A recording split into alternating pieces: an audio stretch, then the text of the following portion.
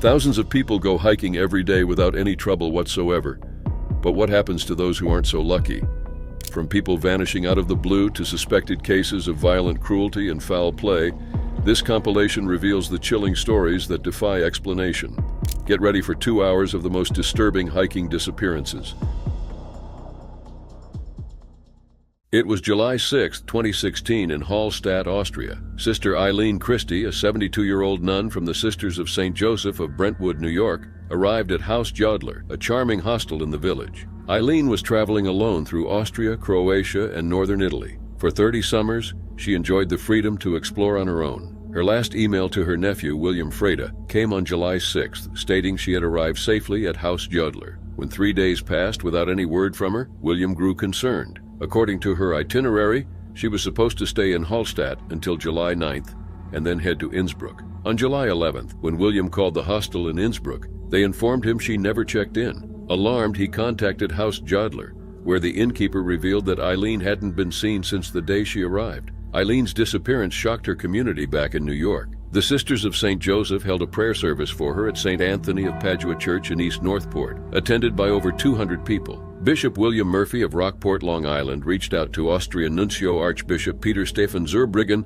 to expedite the search. Despite these efforts, hope for Eileen's safe return dwindled. In Austria, the search for Sister Eileen was extensive. Local police, special forces, and K-9 units searched around Lake Hallstatt, a popular site for swimming and hiking. Divers from Austria's Special Forces Unit, Einsatzkommando Cobra, used submersible cameras to search the lake. Search dogs picked up her scent near the lake, suggesting she might have gone swimming. However, none of her personal belongings, except for her bathing suit, were missing from her room, leading authorities to consider the possibility of drowning. Her nephew, William Freda, was frustrated with the response from both Austrian and American authorities. He felt the U.S. Embassy in Vienna and the local police were not doing enough. The American embassy cited a hands-off policy regarding local investigations, and the local police refused to post the missing person flyer William had prepared. The lack of information and investigative direction was troubling. It was out of character for Eileen not to communicate with her loved ones. William speculated she might have had a hiking accident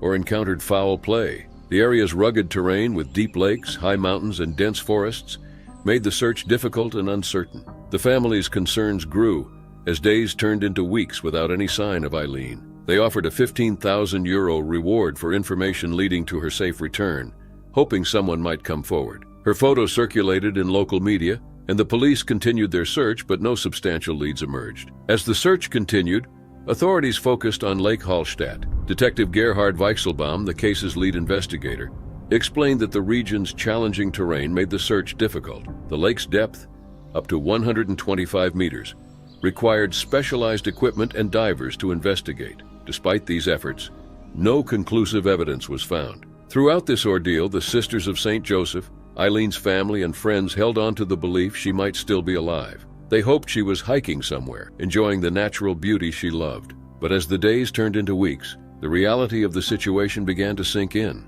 The U.S. Department of State remained involved, emphasizing the importance of protecting U.S. citizens abroad. They assured the family they were working closely with local authorities, although privacy considerations limited the information they could share publicly. It was late December 2023 when Anna Gnezovic, a 40-year-old native of Colombia, boarded a flight from Fort Lauderdale to Madrid. Anna had left her husband, David Gnezovic, back in Florida amidst a bitter divorce. Anna hoped that Spain would be a new beginning, far away from the conflicts with her estranged husband. Anna's life in Madrid started off positively. She loved the vibrant culture and atmosphere of the city and quickly settled into her new apartment. Anna even began dating again, messaging friends and family about her excitement for her new life. But as the days went by, her communications became less frequent. On February 2, 2024, Anna was seen on security footage entering her apartment around 2:30 p.m. That night, she made a call to a friend, sounding normal and cheerful. However, it would be the last time anyone heard from her. The next morning, friends received strange messages from Anna's phone. The texts claimed she had met a wonderful man and was going to spend time with him in a remote area with little cell service. The messages were uncharacteristic and caused immediate concern among her loved ones. The concern turned to alarm when Anna's brother, Felipe Henao, and her best friend, Sana Rameau, could not reach her. Felipe, who was very close to Anna, knew something was terribly wrong. He contacted Spanish authorities, sparking a multinational investigation involving the FBI, Spain's national police, and authorities from Colombia and Serbia. The investigation quickly focused on David Knežević, Anna's estranged husband. David, 36, had a complicated relationship with Anna. The couple managed EOX Technology Solutions Incorporated, a computer support business, and owned several properties in Florida.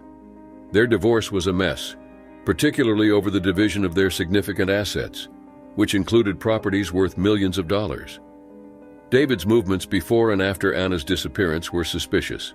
He flew from Miami to Istanbul on January 27th, then traveled to Serbia, where he rented a Peugeot 308 on January 29th. He drove over 4,800 miles in the following days, a distance that would allow him to reach Madrid from Belgrade and back multiple times. Security footage from February 2nd showed a man resembling David buying spray paint and duct tape in a Madrid store. That same evening, a man wearing a motorcycle helmet was seen entering Anna's apartment building and spraying over the lens of a security camera. An hour later, the man was seen leaving with a suitcase. Authorities also found that David had asked a Colombian woman he met on a dating app to translate a message into perfect Colombian Spanish. The translated message was sent from Anna's phone to her friends the day after she disappeared, further arousing suspicion. David was arrested at Miami International Airport on May 4, 2024, by FBI agents when he returned from Serbia. Charged with kidnapping, he was denied bond due to the flight risk posed by his wealth and international connections. David, who protested his innocence, claimed he was in Serbia at the time of Anna's disappearance.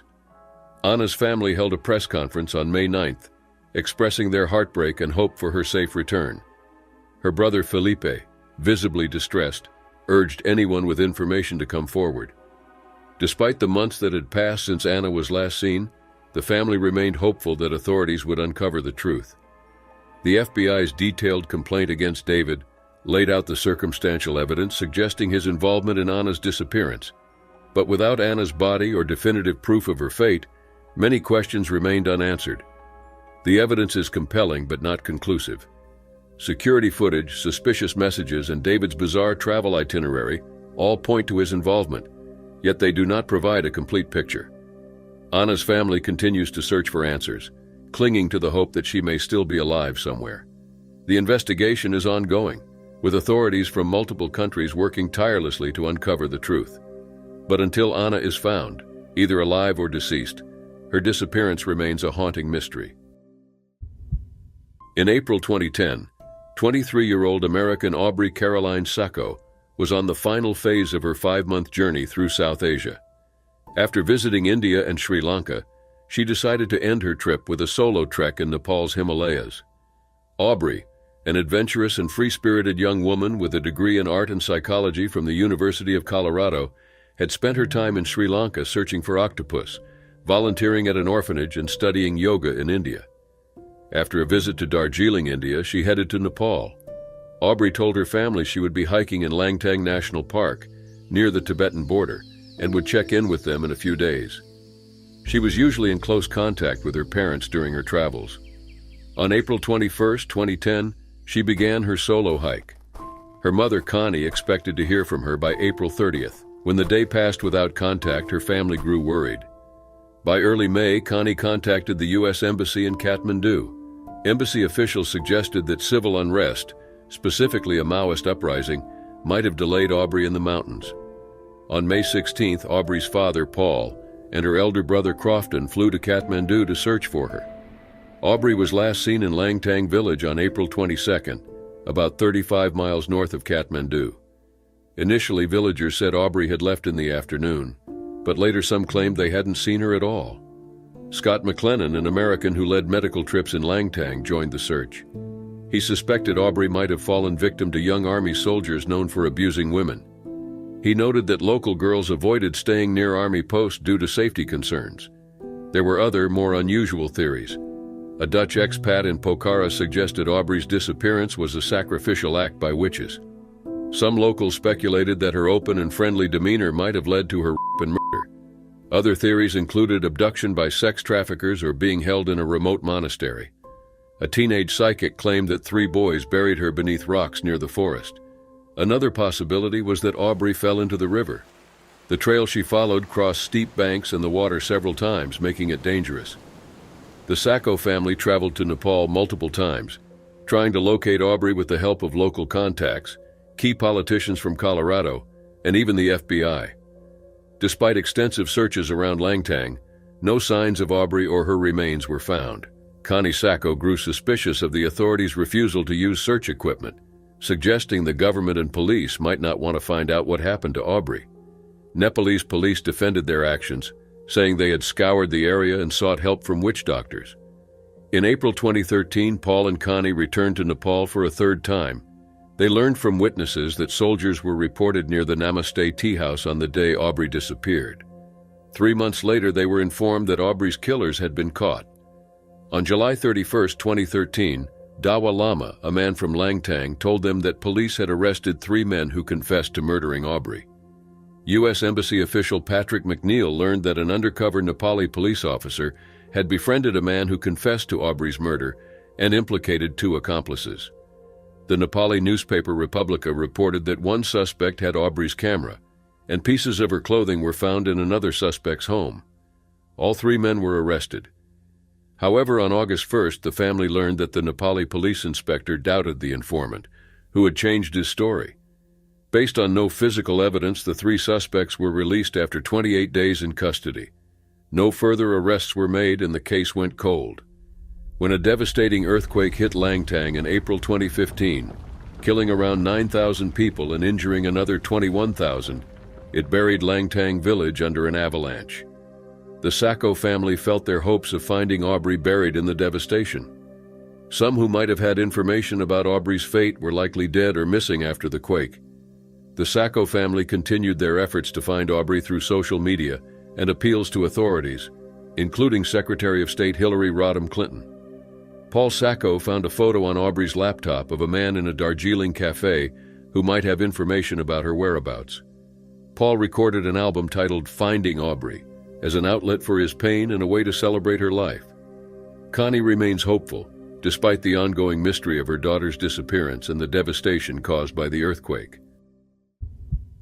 On March 11, 1989, at around 2:30 a.m., Mark James Kilroy, a senior at the University of Texas at Austin, was enjoying spring break with his high school friends Bill Huddleston and Bradley Moore from Texas A&M, and Brent Martin from Alvin Community College. They decided to spend their break at South Padre Island, a popular spot for college students. Traveling in Martin's car, they looked forward to a week of fun. The next day, they visited Matamoros, Mexico, a town known for its nightlife and cheap drinks. They spent the night bar-hopping along Calle Alvaro Obregón, mingling with other students and partying into the early morning. The following day, they returned to Matamoros, leaving their car on the American side and walking into town. That evening, Kilroy separated from the group to talk to a woman he knew. Later, when it was time to return, Kilroy rejoined his friends, and they began their walk back to the car. On the way, the group stopped for a restroom break. Huddleston noticed a Hispanic man with a scar signaling to Kilroy and heard Kilroy say something like, "Didn't I just see you somewhere?" Huddleston thought Kilroy knew the man. When Huddleston rejoined Martin and Moore, Kilroy was missing. They assumed he had caught a ride back to the hotel. The next morning, Kilroy had not returned. Worried, his friends contacted the police and reported him missing. Initially, the police thought Kilroy was just another student who got drunk and lost. As time passed and Kilroy didn't turn up in hospitals or jails, they suspected foul play. Mark's parents, James and Helen Kilroy, flew to Brownsville to search for their son. They distributed over 20,000 leaflets and offered a $15,000 reward for information and met with Texas officials. On March 26th, America's Most Wanted featured the case, generating many tips but no solid leads. The Kilroys returned home without answers. Soon after, the U.S. and Mexico launched a large anti-drug operation along the border, involving 1,200 agents, helicopters, and planes. In early April, Elio Hernandez Rivera, a 22-year-old Matamoros resident, was arrested at a police roadblock for possessing marijuana. During questioning, Rivera identified several drug dealers and mentioned his family's ranch, Santa Elena, about 20 miles from Matamoros. The police decided to investigate. On April 11th, Comandante Juan Benitez Ayala of the Mexican Federal Police led a group to the Santa Elena Ranch. They found 75 pounds of marijuana. When shown a photo of Kilroy, the ranch caretaker recognized him and pointed to a nearby shack. The officers approached the shack and were overwhelmed by the smell of rotting flesh. Inside, they found 12 shallow graves with dismembered bodies, including Mark Kilroy. The bodies were mutilated in various ways, some slashed, others shot, burned, or hanged. 3 more bodies were found later, totaling 15. Inside the shack, police discovered a gruesome scene. Blood covered the floors, and there was an iron kettle filled with spikes, a charred human brain, and a roasted turtle. Urns contained solidified blood, human hair, and animal parts. A large oil drum seemed to have been used to boil the victims, described as a human slaughterhouse. Rivera confessed that the victims were sacrificed in rituals. The cult believed human sacrifice made them invincible and protected their drug operations from the police. Rivera and the other suspects showed no remorse. They said Kilroy was chosen because cult leader Adolfo de Jesus Constanzo ordered the sacrifice of an Anglo student. Kilroy nearly escaped but was recaptured and taken to the ranch, where he was bound, gagged, and imprisoned in the shack. The suspects claimed they fed him and told him he wouldn't be harmed. 12 hours later, Constanzo executed Kilroy by chopping him in the neck with a machete. His body was later found with legs severed at the knees, and his brain and spine removed. The discovery of Kilroy's body and the mass grave caused a media frenzy and highlighted concerns already discussed in the Texas legislature. On May 3, 1989, the Houston Chronicle warned of rising ritualistic crimes in Texas. This led to Senate Bill 30, introduced by Senator Judith Zaffirini, which increased penalties for crimes involving rituals. The bill passed on August 14, 1989, but was repealed 4 years later due to a lack of prosecutions under it. The search for Constanzo and his accomplice, Sara Aldrete, intensified. 2 weeks after finding the mass grave, Mexican police burned the shack and placed a cross over the area. 2 weeks later, they found Constanzo in an apartment. As the police closed in, Constanzo threw money out a window and fired his gun. He then ordered his partner, Alvaro de Leon Valdez, to shoot him and his companion, Martin Quintana Rodriguez. When police stormed the apartment, they found black candles, 2 swords, a wax skull, and a blindfolded doll. Constanzo and Quintana were found dead, having been shot by Valdez. De Leon Valdez, Aldrete, and 3 other cult members were charged with homicide and other crimes. After this horrific case, James and Helen Kilroy established a nonprofit anti-drug foundation in Mark's name, focusing on scholarships, youth interventions, and summer programs. "We put our energy into the fight against drugs," James Kilroy said. "We try to look forward, not back." It was March 15, 2018, when Kevin Sharp, his wife Amy, and their children Sterling and Adriana arrived in Cancun, Mexico. The Sharps, from Creston, Iowa, were excited for their trip to Tulum, a popular tourist spot on the Yucatan Peninsula. Kevin, 41, was known as the Sharpshooter for his expertise as a stock car racer at Adams County Speedway. He was a local champion, respected both on and off the track. Amy, 38, was known for her kindness and dedication to her family. Their children, Sterling, 12, and Adriana, 7, were bright and well-loved. The family started their trip on March 13th, driving to St. Louis, Missouri, where they stayed overnight. The next day, they flew to Cancun. From there, they rented a car and drove to Tulum, where they had rented a condo. Amy texted her mother at 7 p.m. on March 14th, confirming their safe arrival with, "We made it to our condo." Their vacation was meant to be a break from routine, filled with fun and family time. They planned to meet friends, explore local attractions, and visit a water park. But things took a dark turn when they suddenly stopped communicating. The last message from the Sharps was a text Kevin sent to his friend Travis Anderson, around 5 p.m. on March 15th. Travis replied at 11:30 p.m. but received no response. This silence was unusual, as the Sharps typically shared daily updates and photos during their trips. Concern grew among their friends and family in Iowa.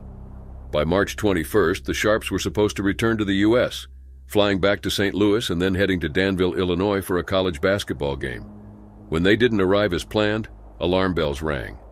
Their family in Iowa, sensing something was terribly wrong, reported them missing just after midnight on March 22nd. The situation escalated quickly. Friends and relatives took to social media to seek help and spread awareness. Ashley Peterson, a relative, posted on Facebook, urging anyone with information to come forward. The family's phones were pinged, showing they were still in Mexico, but with no movement. Mexican authorities and the U.S. State Department were contacted, launching an investigation. The State Department's advisory for travelers to Mexico highlighted an increase in violent crime, adding to the anxiety surrounding the Sharps' disappearance. Late on March 22nd, employees at the condo complex in Tulum noticed a strange odor coming from the Sharps unit. Concerned, they entered the condo and made a horrifying discovery. Kevin, Amy, Sterling, and Adriana were all found dead inside. There were no signs of foul play, leading to speculation about the cause of their deaths. The Creston Police Department and the U.S. State Department confirmed the tragic news. Autopsies in Mexico suggested gas asphyxiation from a faulty water heater as the cause of death. Such accidents, while rare, can happen with poorly maintained equipment. The small town of Creston was in shock. Kevin was remembered for his racing skills and community contributions. Amy's kindness and the children's vibrant personalities left a lasting impact on everyone who knew them. The Sharps case also raised questions about tourist safety in Mexico. The U.S. State Department's advisory for Quintana Roo, where Tulum is located, mentioned increased caution due to crime and a rise in homicide rates. While the Sharps' deaths were not linked to violence, the context added to the overall concern for American travelers. As news of their death spread, people from all over expressed condolences and support for the grieving family. The community came together to honor the memory of Kevin, Amy, Sterling, and Adriana, sharing stories of their kindness, achievements, and the joy they brought to those around them. Harry Devert was a true adventurer. He had enough of it for 10 people. He had seen much of the world over the years, and he understood that it could be as dangerous as it was extraordinary. The chipped tooth he got from a gun shoved in his mouth in Venezuela was testimony to this, but nothing quite compared to what he was living now, in Mexico. The military had just escorted him out of a very dangerous area, and he was told another escort was waiting for him in another town. Just as well, as long as he could still make it to Brazil, to the World Cup. He sent his girlfriend a quick text explaining the situation, and then resumed his journey, his motorcycle engine roaring. Harry Devert had no idea what awful fate awaited him. It was January 25, 2014, when Harry Devert sent his last ever text. At 32 years old, Harry was an adventurer through and through, but nothing could have prepared him for the tense situation in Mexico. The New Yorker had just recently traded in a high-flying finance career for the freedom of a transcontinental motorcycle journey.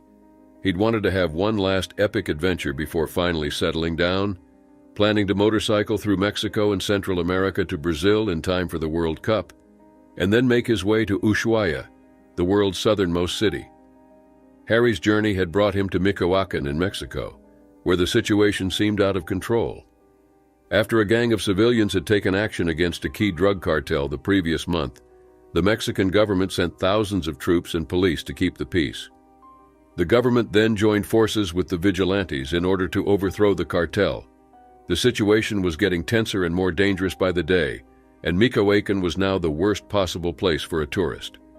4 days later, on January 29, 2014, Harry's mother, Ann Devert, was waiting for her son to call.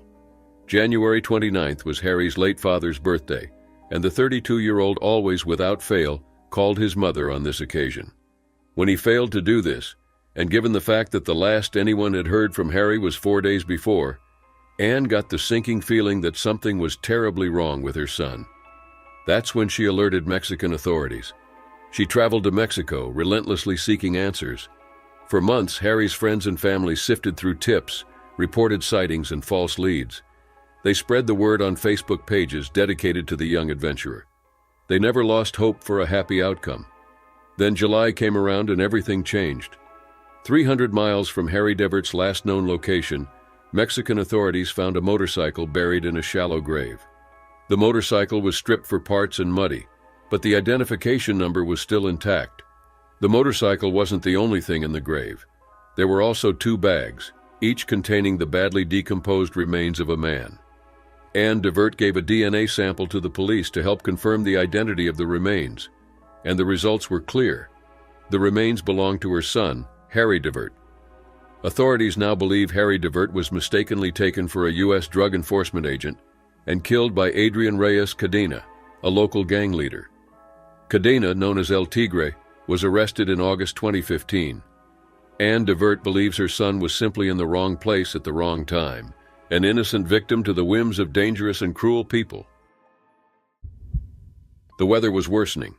Conditions were adverse, with an extreme reverse tide. Kayaking no longer seemed like a good idea, especially for a 14-year-old girl. Corey decided it was time for his daughter to return to their rented home, but he couldn't let her go alone. No, he was going to ensure the girl's safety first, and then return for Yeon-soo, his wife. He trusted that everything was going to be all right, but he had no way of knowing for sure. It was November 24th, 2022. Corey Allen, his wife, Yeon-soo Kim, and their 14-year-old daughter were on vacation.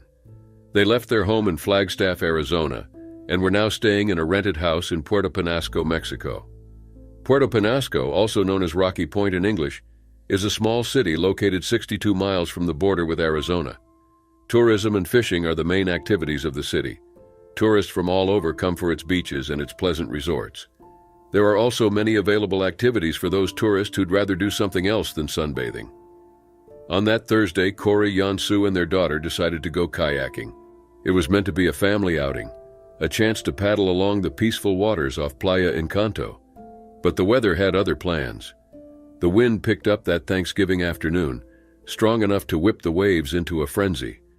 Suddenly, maneuvering a kayak no longer seemed like an easy job. This wasn't the kind of weather amateurs can face. As the wind turned fierce, the tide turned with a force that made the shoreline recede. That's when Corey realized they were in danger. This wasn't the place for a teenager. He decided to take his daughter out of the water and back to their rented home. After leaving his 14-year-old where he knew she was safe, Corey returned to the beach for his wife, Yeon-soo Kim. They'd be back soon, and then they'd all be together again. But as the day grew longer, the couple's daughter became more and more concerned. Her parents had failed to return as promised. She raised the alarm later that afternoon, and a full-scale search began. Volunteers scoured the land, sea, and air for the missing couple. In the meantime, family members flew to Mexico to take care of the daughter. By Sunday, hope to find them alive somewhere was beginning to wane. That afternoon, a local fishing boat found a body some 8 miles off the coast near Mayan Palace. The Civil Protection and firefighters of Puerto Penasco released a statement saying that the features matched one of the missing persons. A member of the Allen family confirmed the heartbreaking news. It was Yeon-soo Kim. The search for Corey continued, but it was as if Corey had vanished into thin air. After a few days, the family called off the search. Corey's kayak was found southeast of Puerto Penasco, but there was no sign of the man. By the age of 29, Boris Weisfeiler had already earned a Ph.D. and had achieved the rank of professor at the University of Pennsylvania in his late 30s. But he wasn't just about the books. He loved the outdoors and often embarked on solo hiking expeditions. In December 1984, Boris decided he needed a break from his academic work and the Pennsylvania snow. Speaking with his sister, Olga Weisfeiler, he mentioned his plans to head south to enjoy the summer weather. He eventually chose Chile as his destination, and on September 25th he arrived in the country for a 10-day solo hiking trip along the mountains near the border between Chile and Argentina. At the end of his trip, Boris was expected to take a bus from the small southern town of San Fabian to Santiago, and then fly back to the United States to resume teaching at Pennsylvania State University. However, he never arrived at the location as anticipated. Concerned by his prolonged absence, his family reported him missing through the embassy, prompting a police inquiry into his disappearance. Several weeks later, Boris's backpack was found near the Nubel River. His passport, return ticket, undisclosed cash, and some other personal items were missing from the backpack. A further search of the river with the aid of Chilean Navy frogmen turned up nothing. On March 6th, the inquest into his death was closed, with the Chilean courts ruling that Boris might have died by accidental drowning. Boris's family never accepted the official finding. They continued to look for an explanation for Boris's disappearance, spearheaded by the efforts of Boris's sister Olga. After a few years, Olga finally discovered something sinister about her brother's disappearance. A Department of State official informed her that a commission set up by the new Chilean government had listed her brother's case as an unresolved case of human rights abuse. Upon getting this information, Olga then pushed for more answers, now even more convinced that her brother did not die from drowning.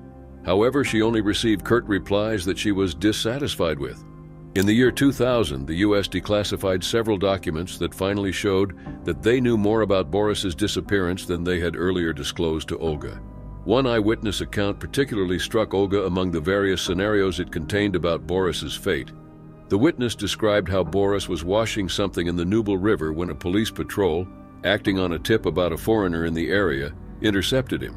Without the required permit to be in the area, Boris was arrested and taken to a German enclave known as Colonia Dignidad, led by former Nazi Paul Schaefer.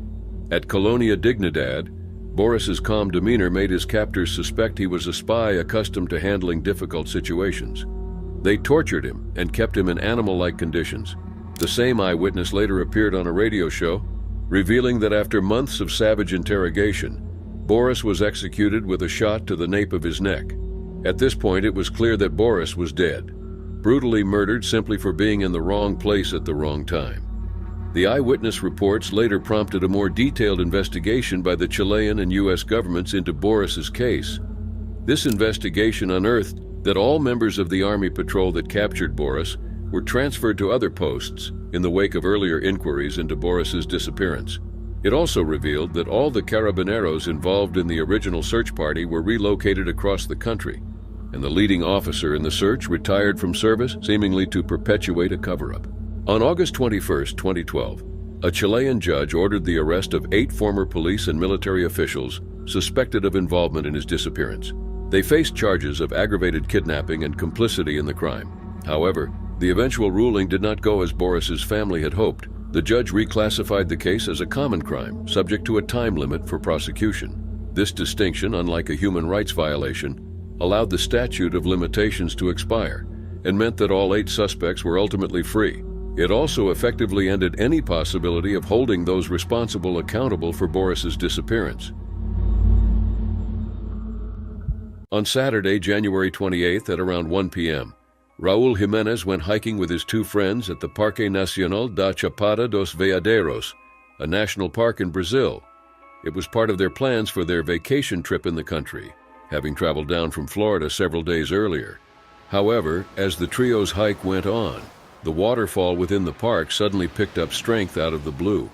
At the time, Raul and his friends were walking through the rocks when the water level increased. Within moments, it became a flash flood that rose to their shoulder height and subsequently swept them away downstream.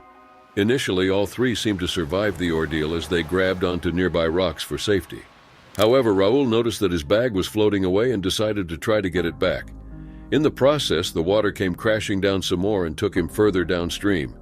Meanwhile, Raul's friends continued holding on to the rocks until rescuers arrived nearly 6 hours after the flash flood. Once the search and rescue team was informed of what happened to Raul, they began searching for him after everyone else was brought to safety. His sister and parents flew in from their home in Florida, while his friends back home held a vigil for him. As hours passed, the search intensified, but did not turn up anything. By the next day, it had become a national rescue mission that included firefighters, search dogs, drones, and air support. On day 4, after Raul first went missing, his body was found about a mile away from the Raizama waterfall, where he was hiking. It was then taken to the morgue, where he was officially declared dead. After news of his death was confirmed, some individuals who were associated with him shared touching tributes on social media. One in particular came from Ananda Lee, along with a photo of her and her husband with Jimenez at their 2020 wedding. "Thank you for shining your light into this world, sharing your magic and your medicine wherever you went," Ananda Lee wrote on her Instagram page. "Your smile lit up the room. With the sweetest hugs and loving soul. You will forever be in our hearts, dear brother. I am lucky to have many special memories together, playing, praying, singing, being silly, loving life." Raul was eventually transported back home and buried by his family. To support his family, a GoFundMe campaign was also created, gathering over $33,000 out of its $250,000 goal. On November 18, 2022, Thomas Karstens Jr. arrived in Guyana, South America, for a much-awaited 7-day fishing trip. Along with other foreign nationals, he proceeded via private chartered aircraft to Apoteri village in North Rupununi, where the expedition was set to begin. Within the first few days, Thomas experienced incredible success, catching a 100-plus-pound jow catfish. which he had always craved. In addition to this impressive catch, he reeled in a red-tailed catfish and many other Amazonian fish. Towards the end of the fishing expedition, Thomas decided to try his luck elsewhere. He and another traveler hired a small-sized boat and headed upstream in the Essequibo River, searching for spots where they could make more great catches.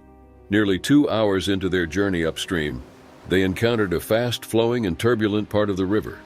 While the ship captain was trying to navigate the challenging waters, their 15-horsepower outboard engine suddenly experienced a mechanical malfunction and switched off. This unexpected failure left them at the mercy of the rapids, causing the boat to drift uncontrollably downstream. At the same time, water began to flood the boat due to its small size. This situation caused Thomas to panic, and he impulsively jumped into the water, clinging to the side of the boat in an attempt to stabilize it or simply out of sheer desperation. However, when he tried to get back into the boat, his body weight caused more water to flood in, further destabilizing the vessel. It was at this critical point that the boat captain and the other traveler realized they had no choice but to abandon the vessel. They promptly jumped into the river and began swimming towards a small island roughly 7 meters away from where they had entered the water. They expected Thomas to do the same, but for reasons unknown, he did not. Within moments, the boat took on more water and sank, causing Thomas to go underwater. Sadly, he did not resurface, most likely due to the intensity of the river currents. Thomas and the other members of his fishing party were expected to return to the resort where they were lodged later that evening. However, when they did not return or make contact via any other means, a search party was sent out to look for them. The search party subsequently located the 2 surviving men on the island and assisted them in returning to the resort. During this time, the survivors informed the search party about what happened to Thomas. The next day, another search party was dispatched to the location where the 2 surviving men claimed the tragic incident occurred. After an extensive search, Thomas's body was discovered approximately 5 kilometers away from the incident area, already in an early stage of decomposition. His body was carefully recovered and examined for any signs of violence, but none were found. Subsequently, Thomas was taken to a nearby health center, where he was officially declared deceased before being transported to the regional mortuary. He was then buried in Georgetown, Guyana at a local cemetery. It was later discovered by the authorities that the tour Thomas had registered for the fishing expedition was not approved by the Guyana Tourism Authority. This discovery prompted the Minister of Tourism to issue a statement advising tourists to verify that their tours and tour operators are officially approved by the Guyana Tourism Authority. The statement also emphasized that unapproved tours may lack essential safety systems and protocols, potentially compromising the safety and well-being of participants. On March 3, 2023, Latavia Tay McGee and her 3 friends, all from South Carolina, crossed the Brownsville and Matamoros Express International Bridge. McGee, a 33-year-old mother of 6, was traveling to Matamoros for an abdominoplasty, a tummy tuck procedure. Accompanying her were close friends Eric James Williams, Shaid Woodard, and Zindel Brown. They had rented a white minivan for the trip. As they navigated the streets of Matamoros, they couldn't foresee the terror ahead. Around 11:45 a.m., their trip took a horrific turn. A car honked at their minivan, and Brown warned everyone not to stop, having seen a gun. Suddenly, gunmen opened fire on their vehicle. Williams later recounted the ordeal, describing how the gunman shot Brown and Woodard as they tried to flee. McGee was approached by a gunman with a small gun. In a desperate move, Williams exited the minivan but was shot in both legs. The attackers, believed to be part of the Gulf drug cartel, forced the 4 friends into a truck. A bystander captured footage of the violent abduction, which quickly went viral. During the ride, Woodard told his friends, "I love y'all, I'm gone." McGee, holding back tears, apologized to him. At their destination, the friends were forced out of the truck. Williams received inadequate medical treatment for his injuries. McGee was taken to another room with Brown, who, despite his grave condition, reassured her, "It's okay, I'm your brother, I'm supposed to be there for you. I love you." He died about an hour later. McGee saw one of the guards watching footage of their kidnapping. She asked to see it, and the guard showed her the video. McGee broke down, feeling hopeless and fearing that their families might never know what had happened to them. The captors moved McGee and Williams to another location where they were held with other kidnapped individuals. A man claiming to be an American told them their kidnapping was a mistake. This man, who turned from captor to savior, fought with his boss to secure their release. He warned McGee and Williams that once he freed them, he would have to flee as well. He blindfolded them and loaded them into a vehicle, hiding Williams under the bodies of Brown and Woodard to evade detection. They drove for hours, switching vehicles to avoid authorities and the cartel.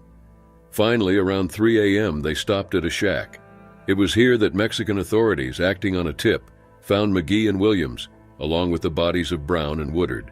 The discovery of the two surviving Americans prompted a swift response from both Mexican and U.S. authorities. Days later, Mexican police found 5 men tied up in a truck near the intersection where the Americans had been taken.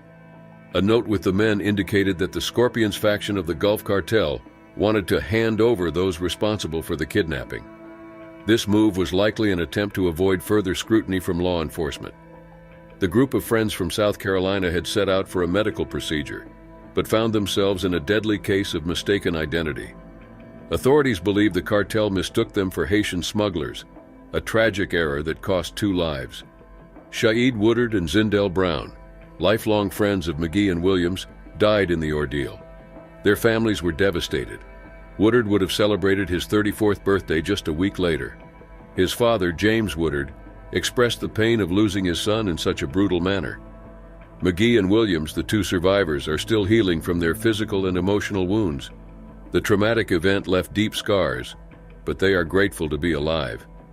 The kidnapping of the 4 Americans drew international attention to the violence and lawlessness that plague many parts of Mexico. Matamoros, in particular, is a city where cartels have significant control, leading to frequent violence, kidnappings, and extortion. The U.S. State Department had issued a Level 4 Do Not Travel advisory for the state of Tamaulipas, where Matamoros is located, citing these dangers. Despite the advisory, many Americans still travel to Mexico for affordable medical procedures. McGee herself had undergone surgery in Mexico 2 or 3 years prior without incident. This time, however, their trip ended in tragedy. The aftermath saw a rapid response from both Mexican and U.S. authorities. The FBI launched an investigation and offered a $50,000 reward for information leading to the safe return of the Americans and the arrest of those responsible. The White House and State Department condemned the abduction and killings, and some U.S. lawmakers even called for military action against the cartels. In Mexico, President Andrés Manuel López Obrador's Hugs Not Bullets policy, focusing on social programs rather than direct confrontation with criminal gangs, faced criticism. The swift response to the kidnapping of American citizens contrasted sharply with the often slow response to the thousands of Mexican nationals who go missing each year. The bodies of Shaeed Woodard and Zindell Brown were eventually returned to their families in the United States. McGee and Williams, after receiving medical treatment, were also brought back home. The friends and families of the victims are left to cope with the aftermath of this senseless violence, hoping for justice and some measure of peace. It was more than unusual for Wilmer to miss breakfast without letting his friend know. Ever since he came back to Mexico, the man made sure to see his friends each and every weekend. Otherwise, his was a lonely life. His wife had died years ago, and he had only his beloved dog, Bones, to keep him company. So where was he? And why didn't he tell anyone if he was leaving? Wilmer, who was originally from Markleyville, a small town in Northern California near Lake Tahoe, was camping on the Mexican peninsula of Baja California. He was no stranger to the place. Wilmer and his wife had driven to Mexico on trips for 20 years. His wife's death in 2019 briefly stopped his visits to the area, but now he was back. Wilmer lived in his camper with his dog, Bones, in a very remote area of Baja California. As long as he could go have breakfast with some nearby friends a couple of times a week, the man could manage the solitude and the quiet. In fact, he liked this peaceful life, which usually went on without incident. Sure, there was that nasty matter a few months before. Wilmer was driving in his camper when he was involved in a traffic accident with 2 Mexican siblings. The accident sparked a heated confrontation, and Wilmer had to give them 50,000 Mexican pesos, or the then equivalent of $2,723 US, for damages and injuries to them and the vehicle. After that unpleasant affair, the 80-year-old went on to live on the peninsula. But his not going to breakfast was out of character.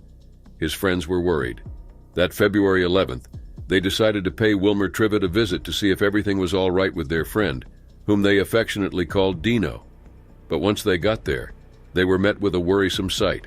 Bones was all alone sitting on the porch, no sign of Wilmer in sight. Wilmer's friends knew the man never went anywhere without his dog. With a sinking feeling in their guts, they decided to walk down to where they knew Wilmer's motorhome was supposed to be, except that it wasn't there and neither was Wilmer. They alerted the authorities, which in turn let the man's family know about his disappearance. They had no idea where he was either. At first, the search was fruitless. With no evidence and no leads, authorities were at a loss about what to do. But it all changed on February 23rd, when, almost 2 weeks after Wilmer's disappearance, a law enforcement officer found the man's camper. The camper had been burned up, which led authorities to believe there was foul play involved in the case. 2 months later, in April 2023, a trained cadaver dog made a gruesome discovery. Authorities found a decomposing body buried in a shallow grave. It belonged to Wilmer Trivett, but who could have done this? And why? It didn't take long for authorities to circle back to the traffic dispute Wilmer had been involved in some months before. As it turned out, their guess was correct. After the car accident, the two Mexican siblings and Wilmer Trivett got into a heated argument. Wilmer paid them and figured the matter was done. But months later, the pair figured the payment wasn't enough. Still enraged, they kidnapped the 80-year-old man and took his life. Juan Hectorin and his sister Jocelyn Guadalupean, whose full names have not been released in accordance with Mexican law, then buried the body in a shallow grave, burned the man's camper, and left, their anger now quenched. Wilmer is lovingly remembered by his friends and family and by his beloved dog, Bones. The plan was simple. Now that the weather cleared up, they could start their adventure and sail their 41-foot sailing vessel from Mexico to San Diego. Sure, it wasn't going to be an easy trip, but all three of them were experienced sailors and were confident they could conquer even the tallest waves and the most unforgiving winds. Hopefully, this wouldn't be the case. They were in for an early departure. At that point, there was nothing that would have alerted them about what was to come out there, far from the safety of the shore. It was April 4th, 2023, when Frank O'Brien, his wife Carrie O'Brien, and their friend William Gross set sail from Mazatlan, Mexico. They were beginning their journey to San Diego, California, but first, they needed to stop in Cabo San Lucas and stock up on supplies. The three of them spent the morning of April 4th making calls about the upcoming stop, stating they would arrive 2 days later on April 6th. Frank and Carrie were both licensed boat captains. The couple had hired William Gross to help on their planned 11-day trip.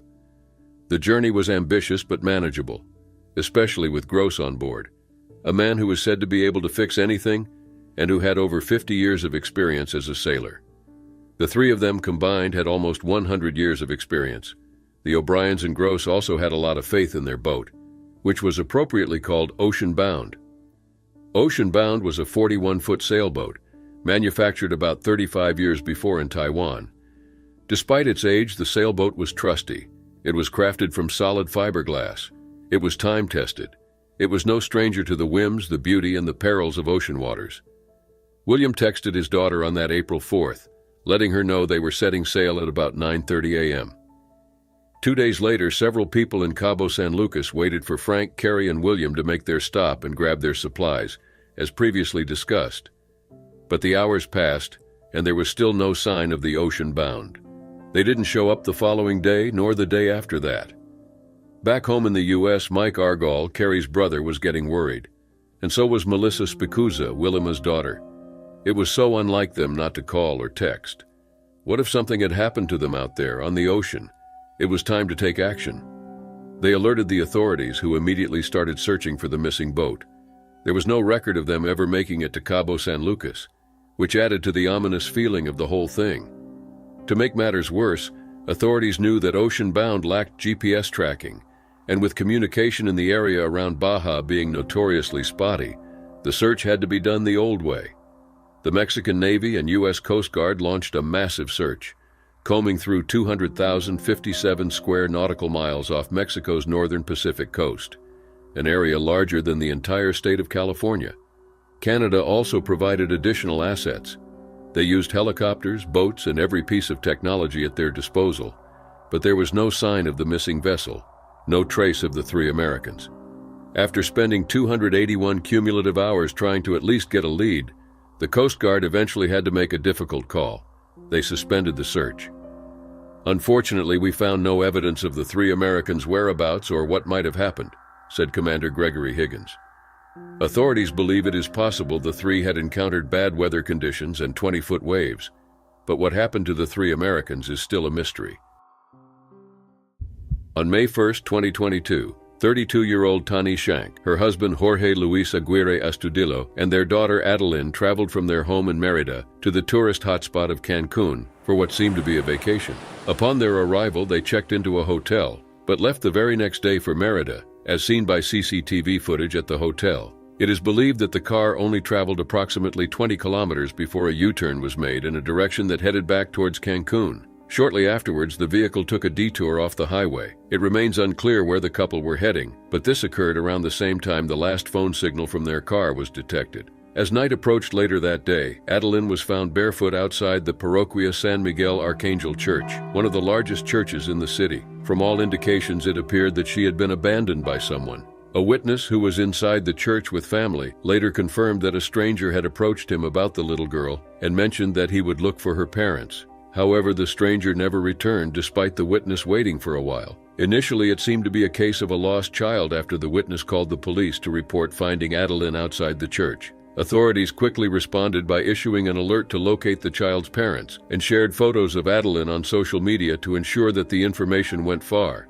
This led to Tani's brother finding a Facebook post about his niece wandering alone near a church. Immediately, Tani's family called the authorities, revealing that they were related to the child in the alert. Simultaneously, it became apparent that Tani and her husband were missing, as the family also revealed they had been unable to contact them. While Adeline was later released from a refuge for orphaned children into her family's custody, the disappearance of Tani and Jorge led authorities to issue missing person alerts for the couple within days of each other. Within weeks, it turned into a full-blown investigation, especially after a car that seemingly belonged to the couple was found to have been burnt out in Puerto Morelos, about 40 kilometers south of Cancun.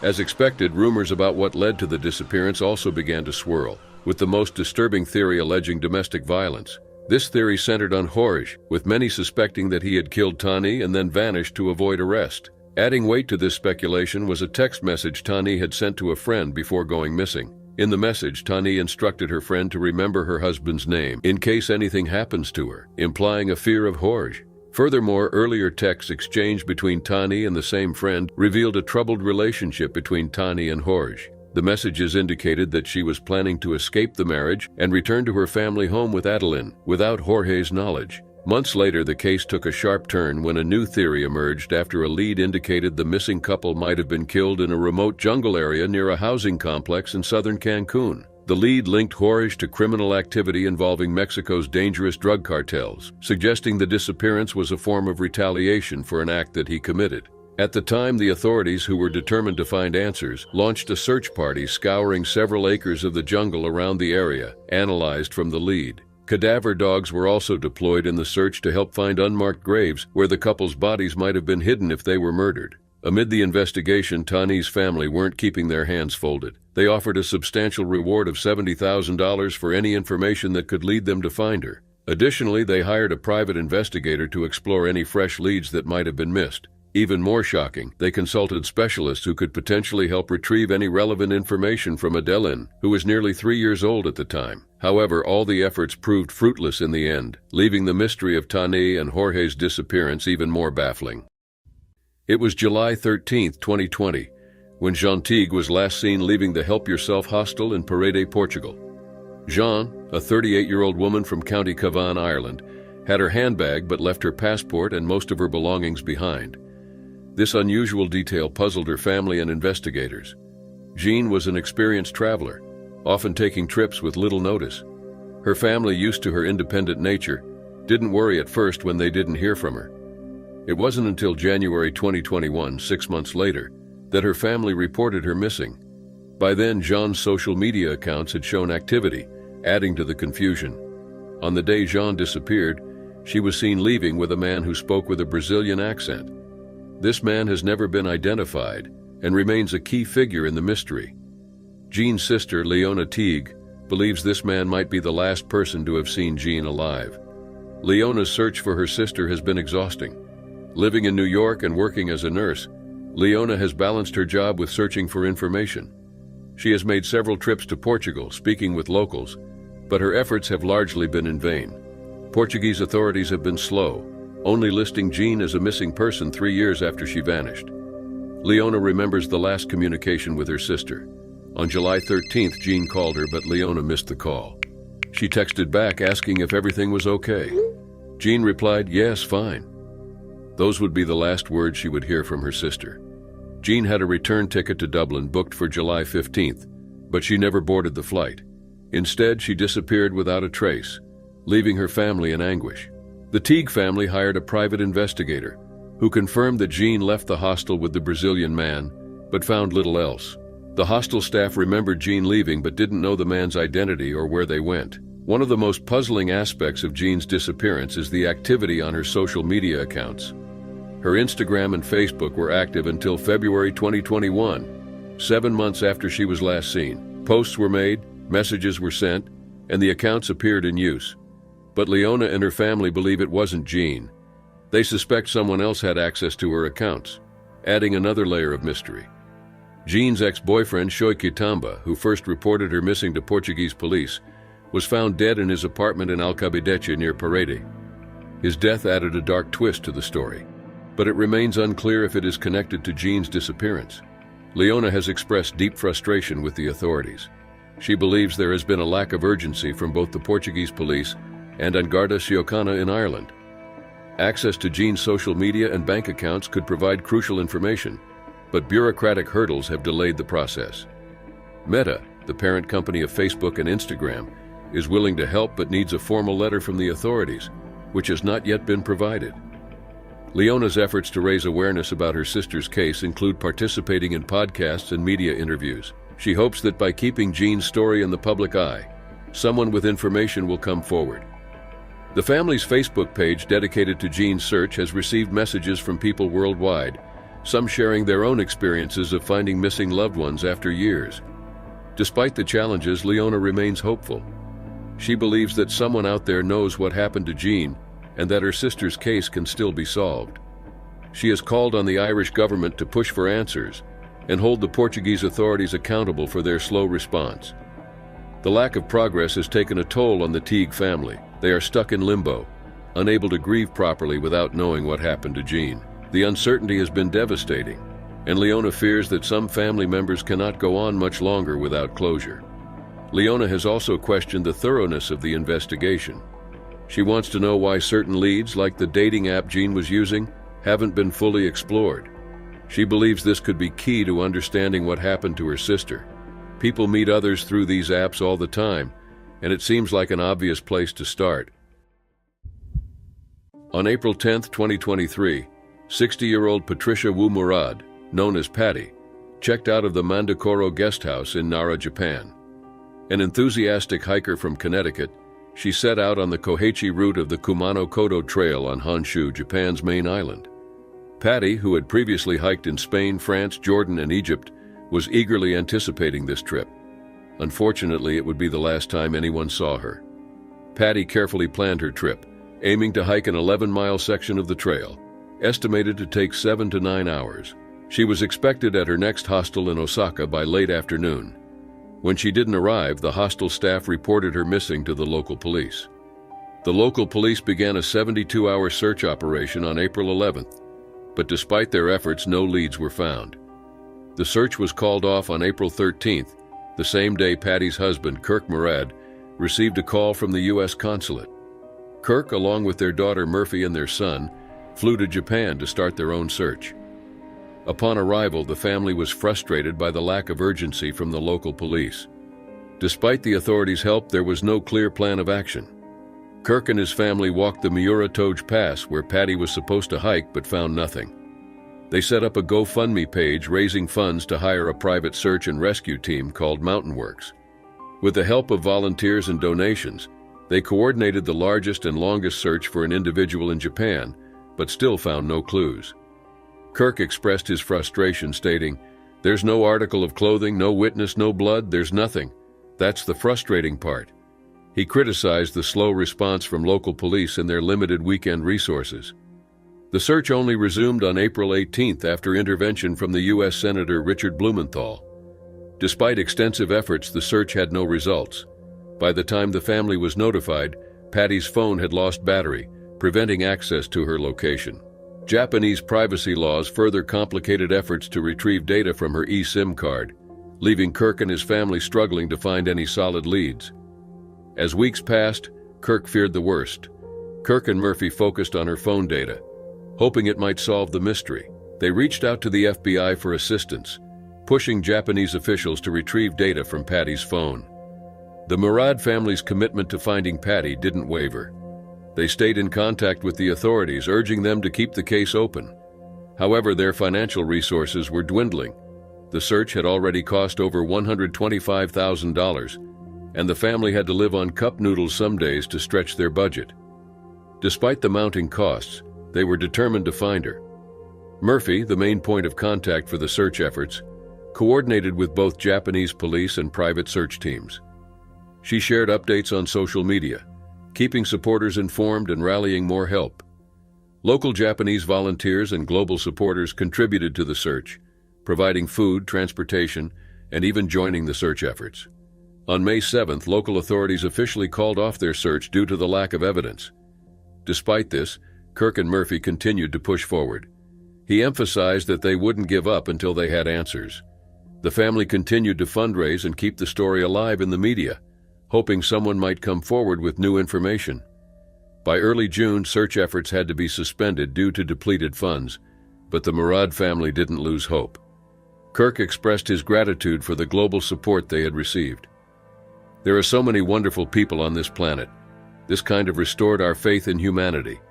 People that we didn't even know volunteered their time. They bring us food. They drive us around. They didn't ask for anything." As the family grappled with the lack of closure, they began to focus on creating a standard procedure for search efforts when individuals go missing abroad. Kirk wanted to help others avoid the struggles they faced. "We want to find the answers. We want to find her," he said. He believed that better protocols and tools like Bluetooth location tracking devices could help prevent such disappearances in the future. Despite the overwhelming challenges, the Murad family remained hopeful. They stayed in contact with the authorities, hoping for any breakthrough that might lead them to Patty. The search was not just about finding her, but also about bringing closure to their family and ensuring that other families wouldn't have to go through the same ordeal.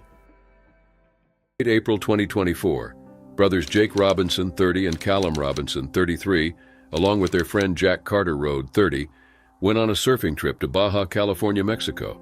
They were excited about this trip, but it turned tragic. Jake and Callum, originally from Australia, had different paths. Callum lived in San Diego, pursuing a professional lacrosse career and working in the tech industry, while Jake, a doctor, was about to start a new job back in Australia. Their friend Jack, an American, lived in San Diego and was engaged to Natalie Wirtz, with their wedding planned for August 17th in Columbus, Ohio. The three were last seen on April 27th, surfing and camping near Ensenada. They had planned to stay in Rosarito but never arrived. Concern grew when Deborah Robinson, Jake and Callum's mother, posted on Facebook about not hearing from them since April 27th. On May 3rd, their bodies were found at the bottom of a 50-foot well in Santo Tomas, Baja California, all with gunshot wounds. The discovery was a shock to their families and friends who had been hoping for their safe return. Authorities believe the men were killed in a robbery gone wrong. Baja California's chief state prosecutor, Maria Elena Andrade Ramirez, said the robbers likely wanted the tires from their truck. When the trio resisted, they were killed. A burned-out white pickup truck, identified as Callum's from an Instagram post, was found at a ranch in Santo Tomas, 40 miles from where the bodies were discovered. 3 Mexican citizens were arrested for kidnapping in connection with the case. One suspect, Jesus Gerardo El Quecas, had a criminal history, including drug dealing, domestic violence, and vehicle theft. The suspects are thought to have seen the surfers' tents and truck, decided to steal the tires, and killed the men when they resisted. They then moved the bodies about 4 miles to the well, covered it with boards, and tried to burn the campsite.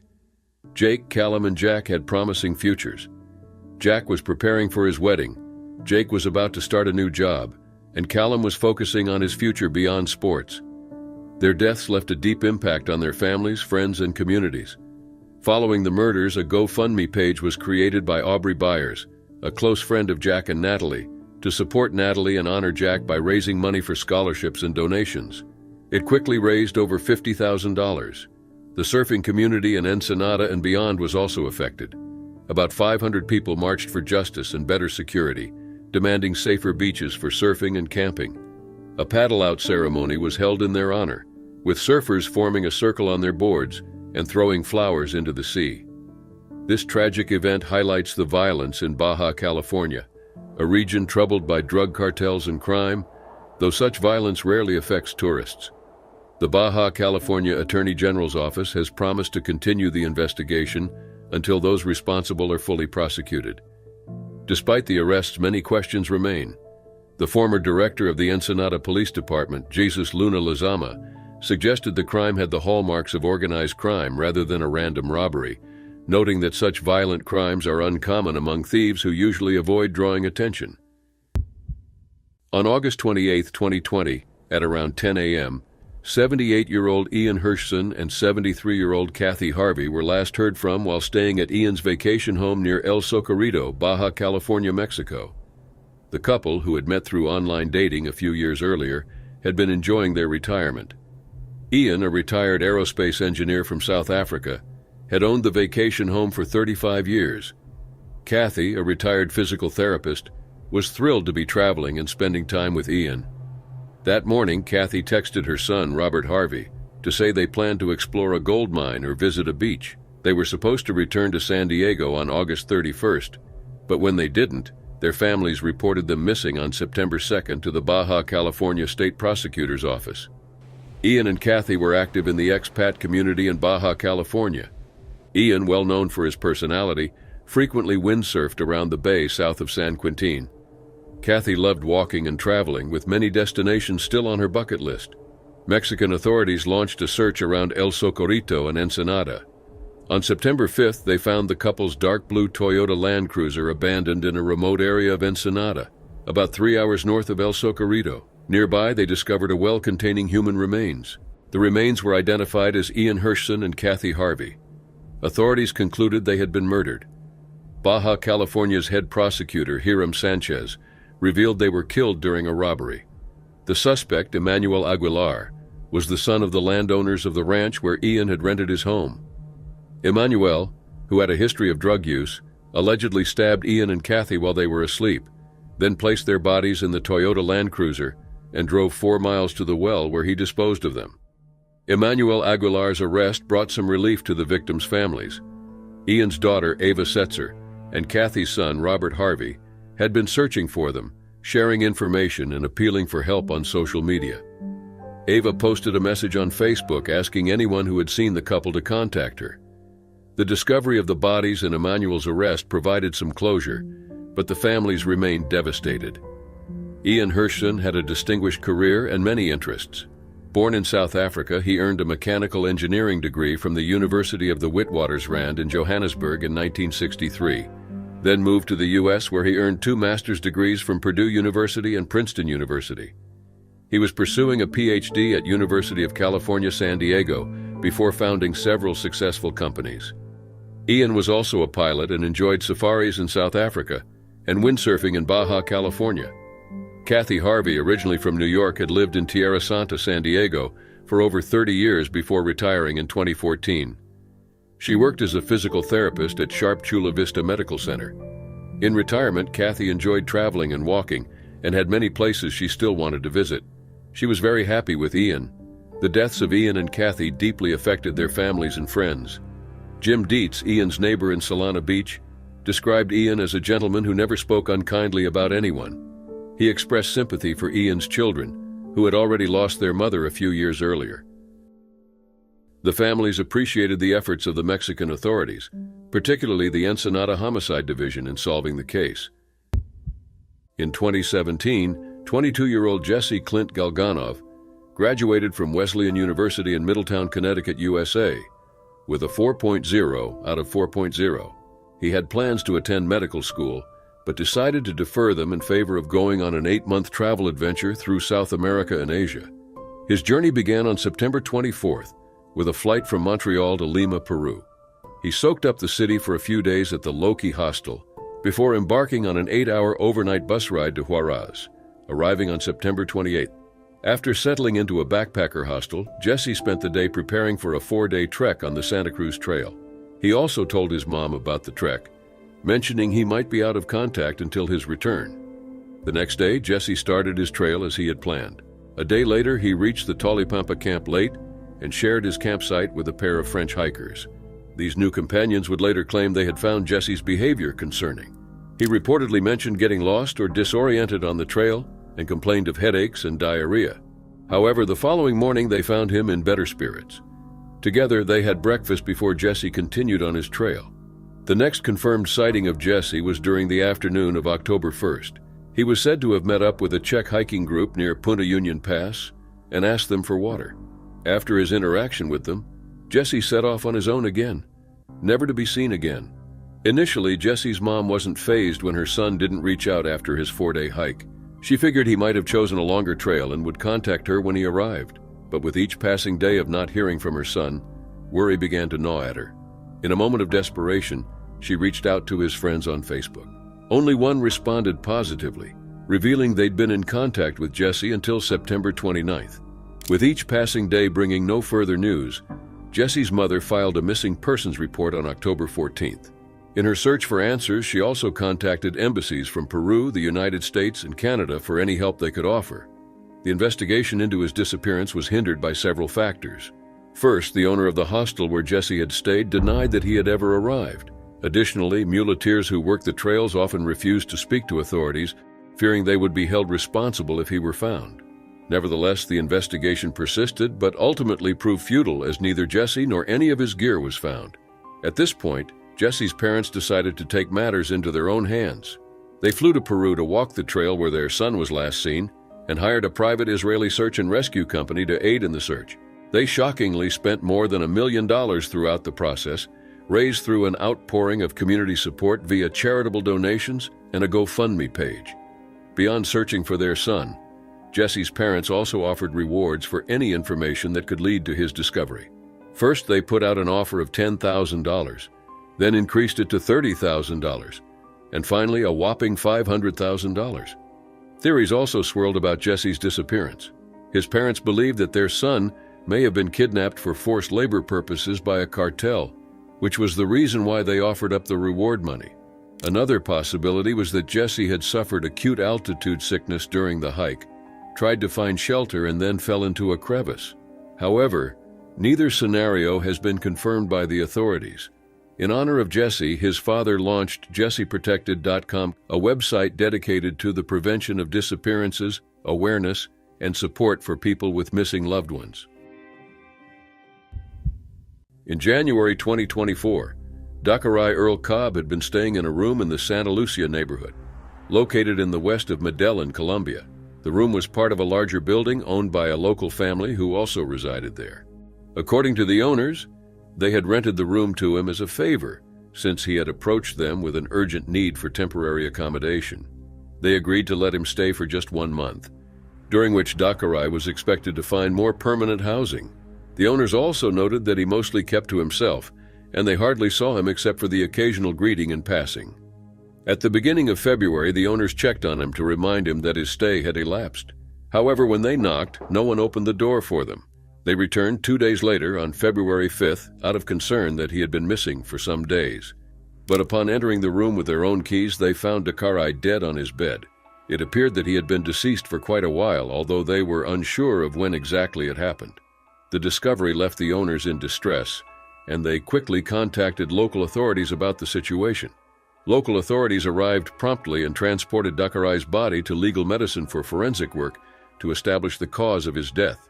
An investigation was then launched into the incident, initially leading to speculation that it might have been a case of theft gone wrong. However, subsequent interviews with the tenants in the building provided insights that theft was not involved.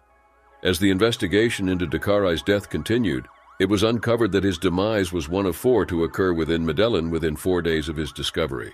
3 other people were found in similarly suspicious circumstances. 2 of the individuals were reported to have fallen from the floors of their rooms under mysterious conditions, while the 3rd was found dead in a hotel room without any signs of violence or struggle. These deaths, happening in such close succession, prompted a deeper investigation to determine if there was any connection between them or if they were part of a larger, more sinister pattern. While the investigations were ongoing, tourism in the area declined as people became increasingly worried about their safety. To quell these fears and reassure both residents and visitors, Medellín's safety secretary, Manuel Villamejia, announced a plan of action aimed at tackling issues such as sexual exploitation, human trafficking, micro-trafficking, and theft, which he suspected might have played a part in the recent deaths. He also issued a stern warning to tourists. "We will inform tourists about the type of tourism we want to nurture and impose strict measures against those who threaten safety. We invite tourists to enjoy our gastronomy and business opportunities, but repudiate commercial sexual exploitation. Foreigners involved in criminal activities will be confronted as we focus on promoting responsible tourism in the city." Ultimately, no suspects were arrested in relation to Dakarai's death, leaving the circumstances surrounding his demise shrouded in mystery to this date. It was March 21, 1998. Amy Lynn Bradley, a 23-year-old recent graduate from Petersburg, Virginia, was on a Caribbean cruise with her family aboard Royal Caribbean's Rhapsody of the Seas. Excited about her trip, Amy was eager to pick up her newly adopted bulldog Daisy and start her new job after moving into a new apartment. The ship left San Juan, Puerto Rico, heading to Aruba and then to Curaçao, Netherlands, Antilles. On the night of March 23rd, Amy went to the ship's disco with her brother Brad and other passengers and crew. They enjoyed dancing and socializing. Around 1 a.m., Brad saw Amy for the last time before they went their separate ways. At about 5:30 a.m. on March 24th, Amy's father, Ron Bradley, saw her asleep on their cabin's balcony. When he woke up again around 6 a.m., Amy was gone, but her shoes were left behind while her lighter and cigarettes were missing. Alarmed, Ron searched the ship but found no trace of Amy. Ron then woke his wife, Iva, and their son, Brad, and they contacted the ship's crew. Despite their urgent request to make an announcement and prevent anyone from leaving the ship, the gangway was lowered, and passengers disembarked in Curaçao. An announcement about Amy's disappearance was finally made at 7:50 a.m., but by then, many passengers had already left the ship. The crew searched common areas but didn't thoroughly check passenger and staff rooms, leaving the Bradley family devastated and frustrated. Over the next 5 days, Royal Caribbean staff and the Netherlands Antilles Coast Guard searched the ship and nearby waters, but no trace of Amy was found. Despite being a strong swimmer and trained lifeguard, it was unlikely she had fallen overboard and drowned close to shore. The search ended on March 29th, and Amy was declared dead 12 years later, though her body was never found. Amy Lynn Bradley's case remains a perplexing mystery. Numerous rumors and alleged sightings have surfaced over the years but remain unconfirmed. Some passengers claim to have seen a woman matching Amy's description heading to the top deck on the morning of March 24th, while others saw her with an unidentified ship employee. Amy's mother, Iva, recalled crew members showing unusual attention towards Amy during the cruise. One crew member even offered to take Amy to a restaurant in Aruba, which made her uncomfortable. Additionally, photos of Amy taken by the ship's photographer had vanished the night before she disappeared. In 1999, a U.S. Navy sailor reported seeing a woman in a Curaçao brothel who claimed to be Amy Bradley, saying she was being held against her will. The sailor didn't report the sighting immediately due to fear of disciplinary action for being in a brothel. He came forward after retiring and seeing Amy's photo in a magazine. In 2005, a woman named Judy Maurer claimed to have seen Amy in a department store bathroom in Barbados. Amy was allegedly with 3 men who threatened her before dragging her away. Maurer said Amy told her she was from Virginia. One of the most compelling alleged sightings occurred in 2005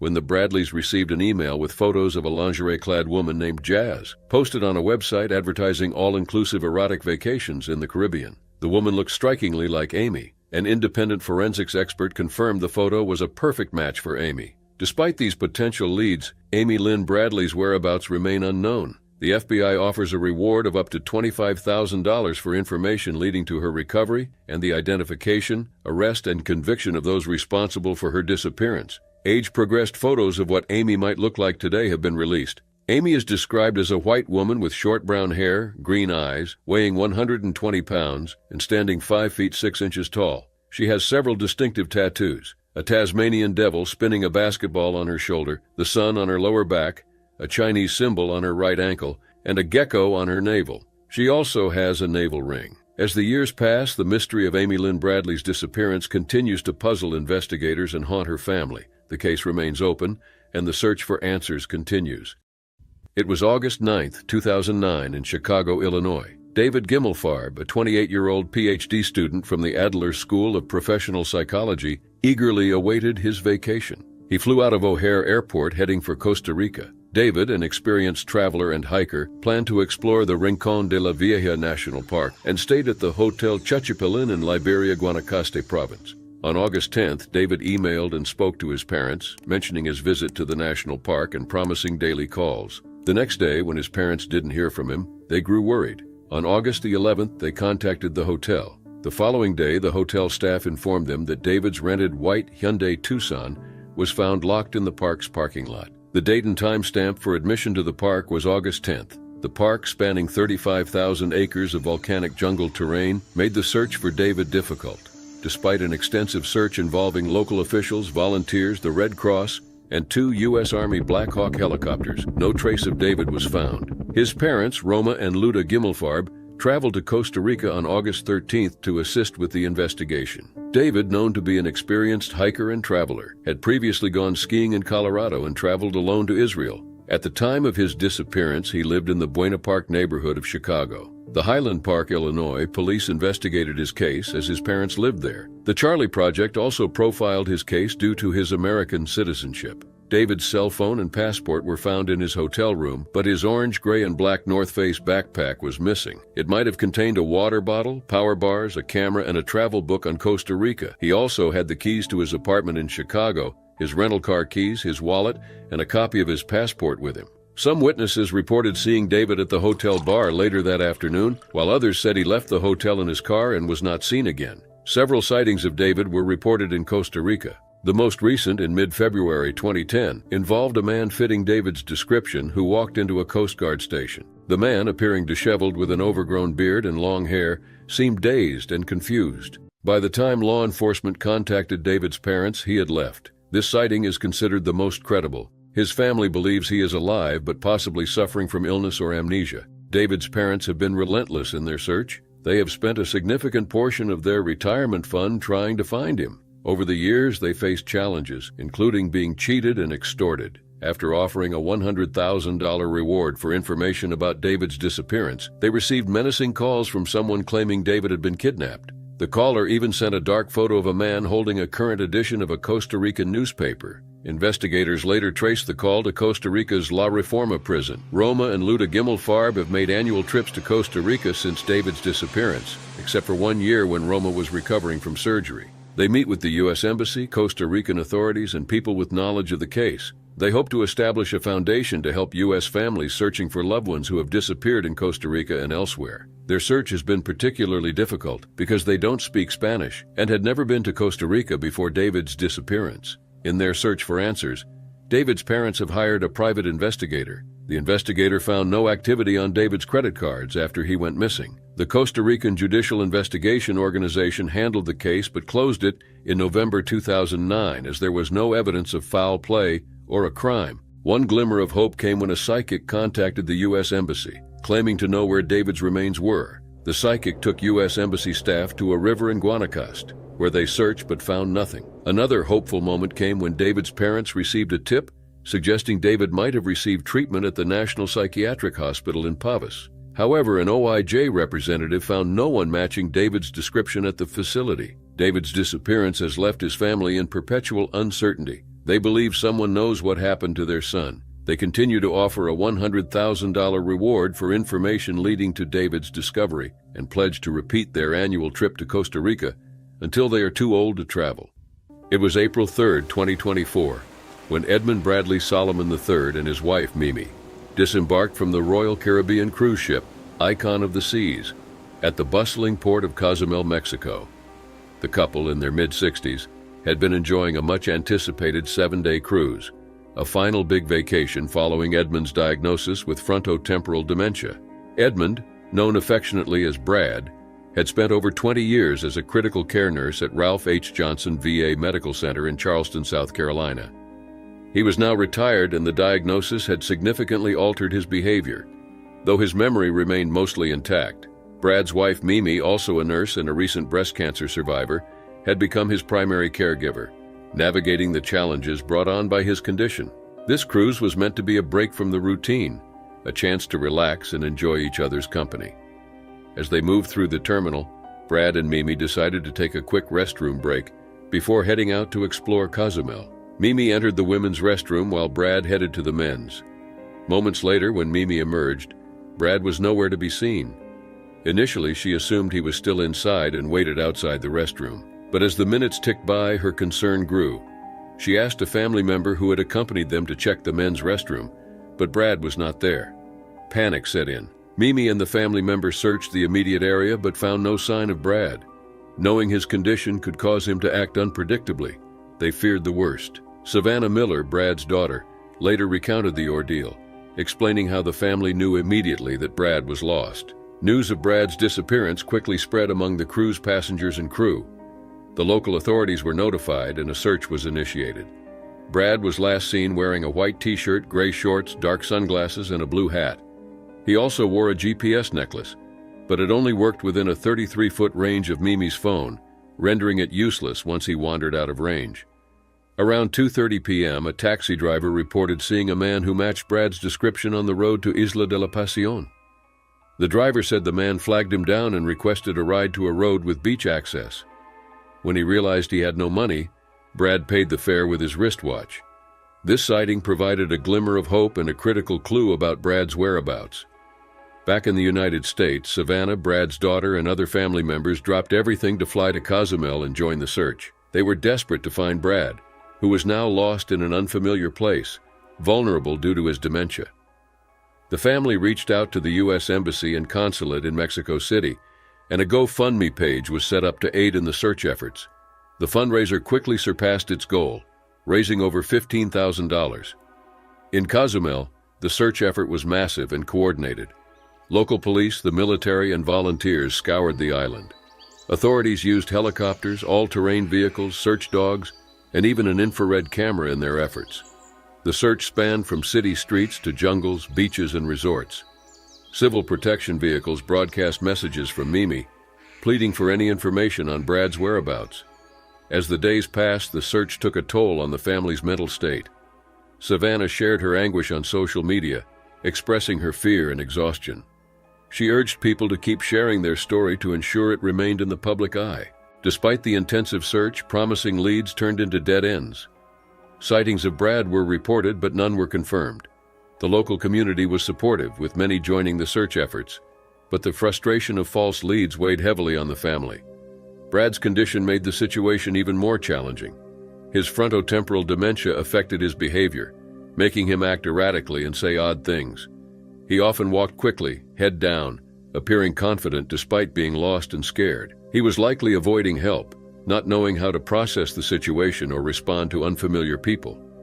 Days turned into weeks, and the search shifted from rescue to recovery. The number of searchers dwindled, but those who remained were dedicated.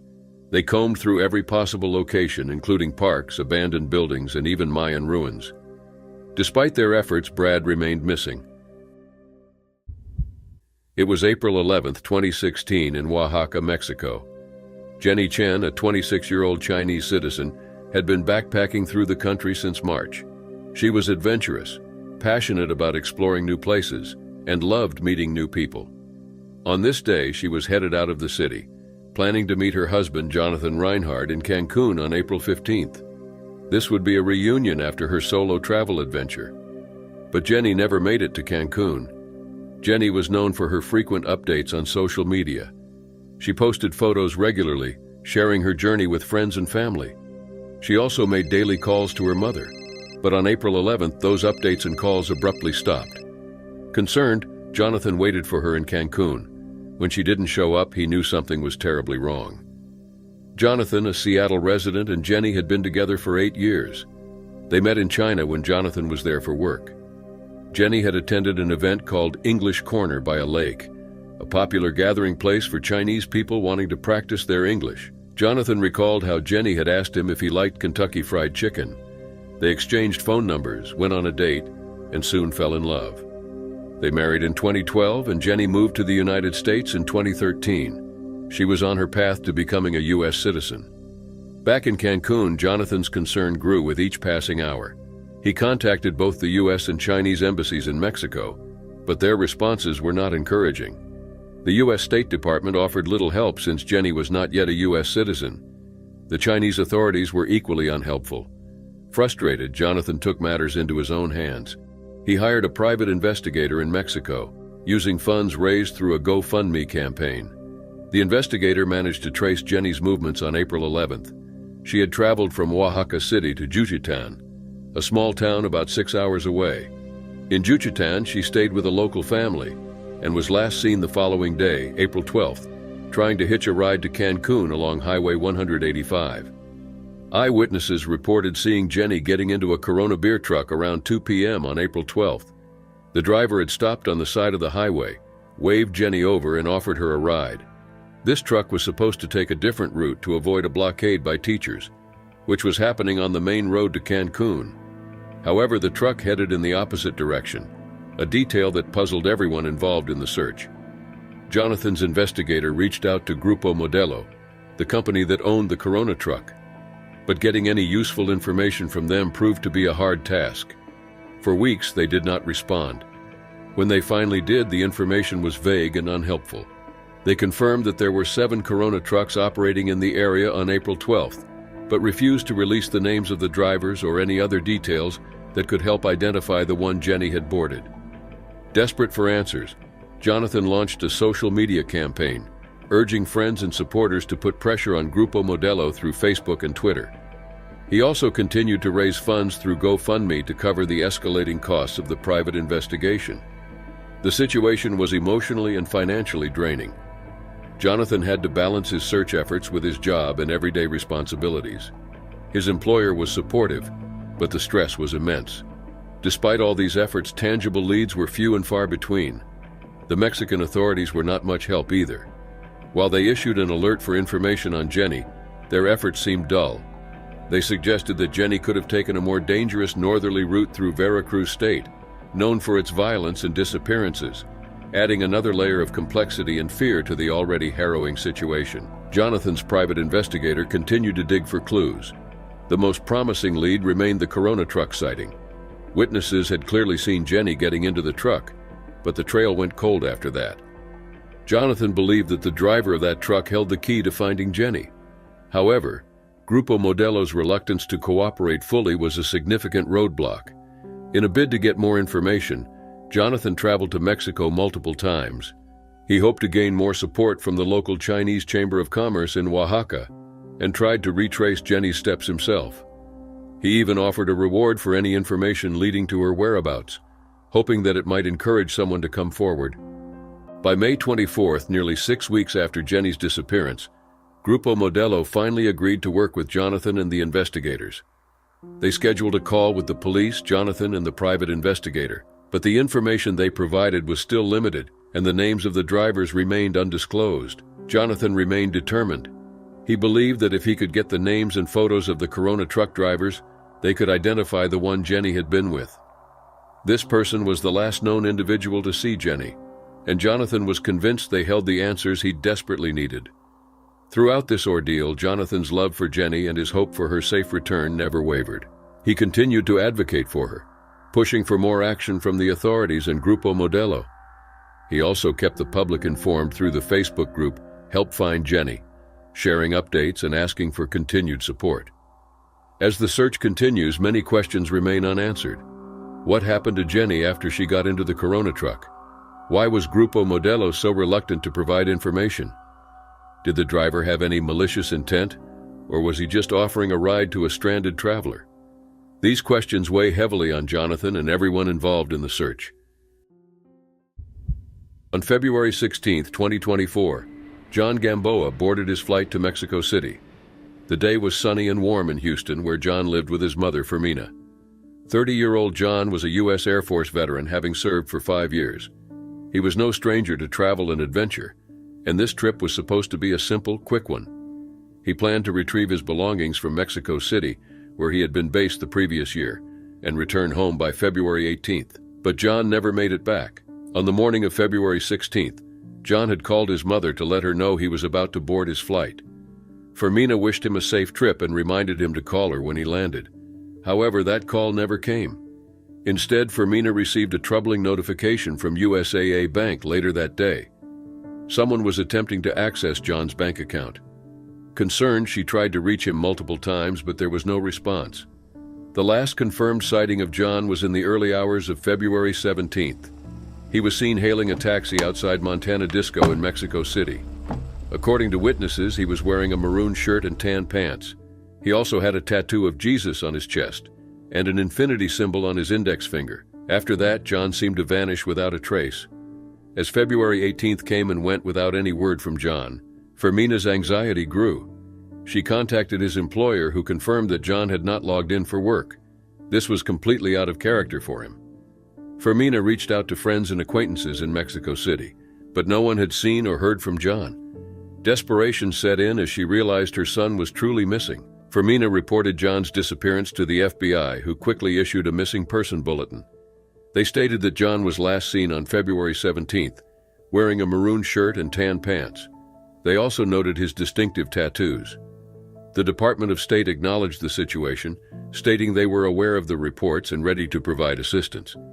However, there was little they could do directly, as the investigation was in Mexico's jurisdiction. Fermina, meanwhile, was relentless in her search for answers. She contacted multiple state and government agencies, but felt frustrated by the lack of immediate response. Despite the obstacles, she refused to give up hope. John had always been a dedicated son. When Fermina had cancer, he had given her a double bone marrow transplant. "He made sacrifices just to extend my life," Fermina said, her voice breaking. This made his disappearance even more heartbreaking for the family. They couldn't understand how someone who had given so much could simply disappear. As days turned into weeks, the investigation continued, but leads were scarce. Retired FBI agent Jim Conway explained that while the FBI couldn't conduct investigations in Mexico, they could use liaisons to communicate with Mexican authorities. Despite these efforts, the family received little new information. The disappearance remained shrouded in mystery. John's friends in Mexico City confirmed that he had arrived on the night of February 16th and had taken an Uber to his Airbnb. Photos provided by a friend showed John's belongings left behind in the room. At around 11:30 p.m., he had gone to Montana Disco and Bar alone. This was his last known location. Fermina's anguish grew with each passing day. She issued a heartfelt plea through ABC 13 saying, "I am just saying that whoever holds my son, please let him go." She repeated, "Money can be replaced, but life cannot. We only have one life." Her words resonated with many as the community rallied around the family, hoping for John's safe return. The situation took a slightly hopeful turn when U.S. Representative Lizzie Fletcher's office became involved. They reached out to Fermina, promising to monitor the situation and assist in any way possible. Security services in Mexico City were also engaged in the search. Conway noted that Mexico City's security services were relatively sophisticated and had a good working relationship with the U.S. But as the days continued to pass, hope began to wane. Fermina's strength was tested as she continued to fight for her son's return. She reached out to news outlets, government officials, and anyone who might be able to help. The family's Filipino community also showed support, sharing John's story and praying for his safety. 19-year-old Manuel Reyes and his friend, 36-year-old Jesus Jesse Ramon Corona, were last seen in Lagos de Morena, a city in Jalisco, Mexico, at around 10:30 p.m. on May 2, 2021. They were heading out for tacos on Orozco y Jimenez Boulevard, the main street in the heart of Lagos de Morena. Manuel had come to Mexico from his home in Hayward, California, in early April to visit his sister. He also intended to spend time with his grandmother, who had fallen ill. Sadly, she passed away during his visit. Manuel's sister, who prefers to remain anonymous, said that they were supposed to hang out that night. They had been exchanging messages on WhatsApp throughout the evening. At 4 a.m., her worry grew as Manuel still hadn't returned home. Both Manuel and Jesse's phones were turned off, and there was no way to contact them. The days following their disappearance were filled with anxiety and fear for Manuel's family. His mother, living back in Hayward, was distraught. The last time they spoke, Manuel had assured her that he would be home soon on Thursday. Those words now echoed painfully in her mind as she refused to enter his room, unable to face his belongings and the memories they held. Lagos de Morena is known for its alarming number of disappearances. Residents report that many young people, typically aged between 13 and 22, have gone missing in the area. This troubling pattern adds to the gravity of Manuel and Jesse's situation. Manuel was last seen wearing gray pants, a blue and gray sweatshirt, gray sneakers, and a red cap. Jesse was last seen in jeans, a pink Aeropostale shirt, and blue Nike sneakers. These details were shared with the hope that someone might have seen them or could provide clues about their whereabouts. The case gained widespread attention due to Manuel's status as an American citizen. U.S. authorities began pressing local Mexican police to intensify their search efforts. This added pressure was crucial in a region where disappearances are alarmingly common and often unsolved. Diana Delgadino, head of social communication in Tepatiplan, a city near Lagos de Morena, stated that when a person is reported missing, all alerts are activated. They communicate between municipalities to close the circles and comb the area for clues. This protocol was put into action for Manuel and Jesse, but so far it has yielded no results. The fear that Manuel and Jesse might have been abducted by a criminal group is a real concern for their families. Maria Guadalupe Contreras, a family member, believes that they were taken by armed men. Back in Hayward, Manuel's mother clings to hope while grappling with the pain of his absence. "That's why I don't want to enter his room at all other than pray. I don't want to see his clothes or anything like that because it reminds me of when he used to go out," she said. The emotional toll on the family is immense, and the uncertainty of Manuel's fate only deepens their pain. Over the years, Patrick's passion for exploring had taken him to many remarkable places.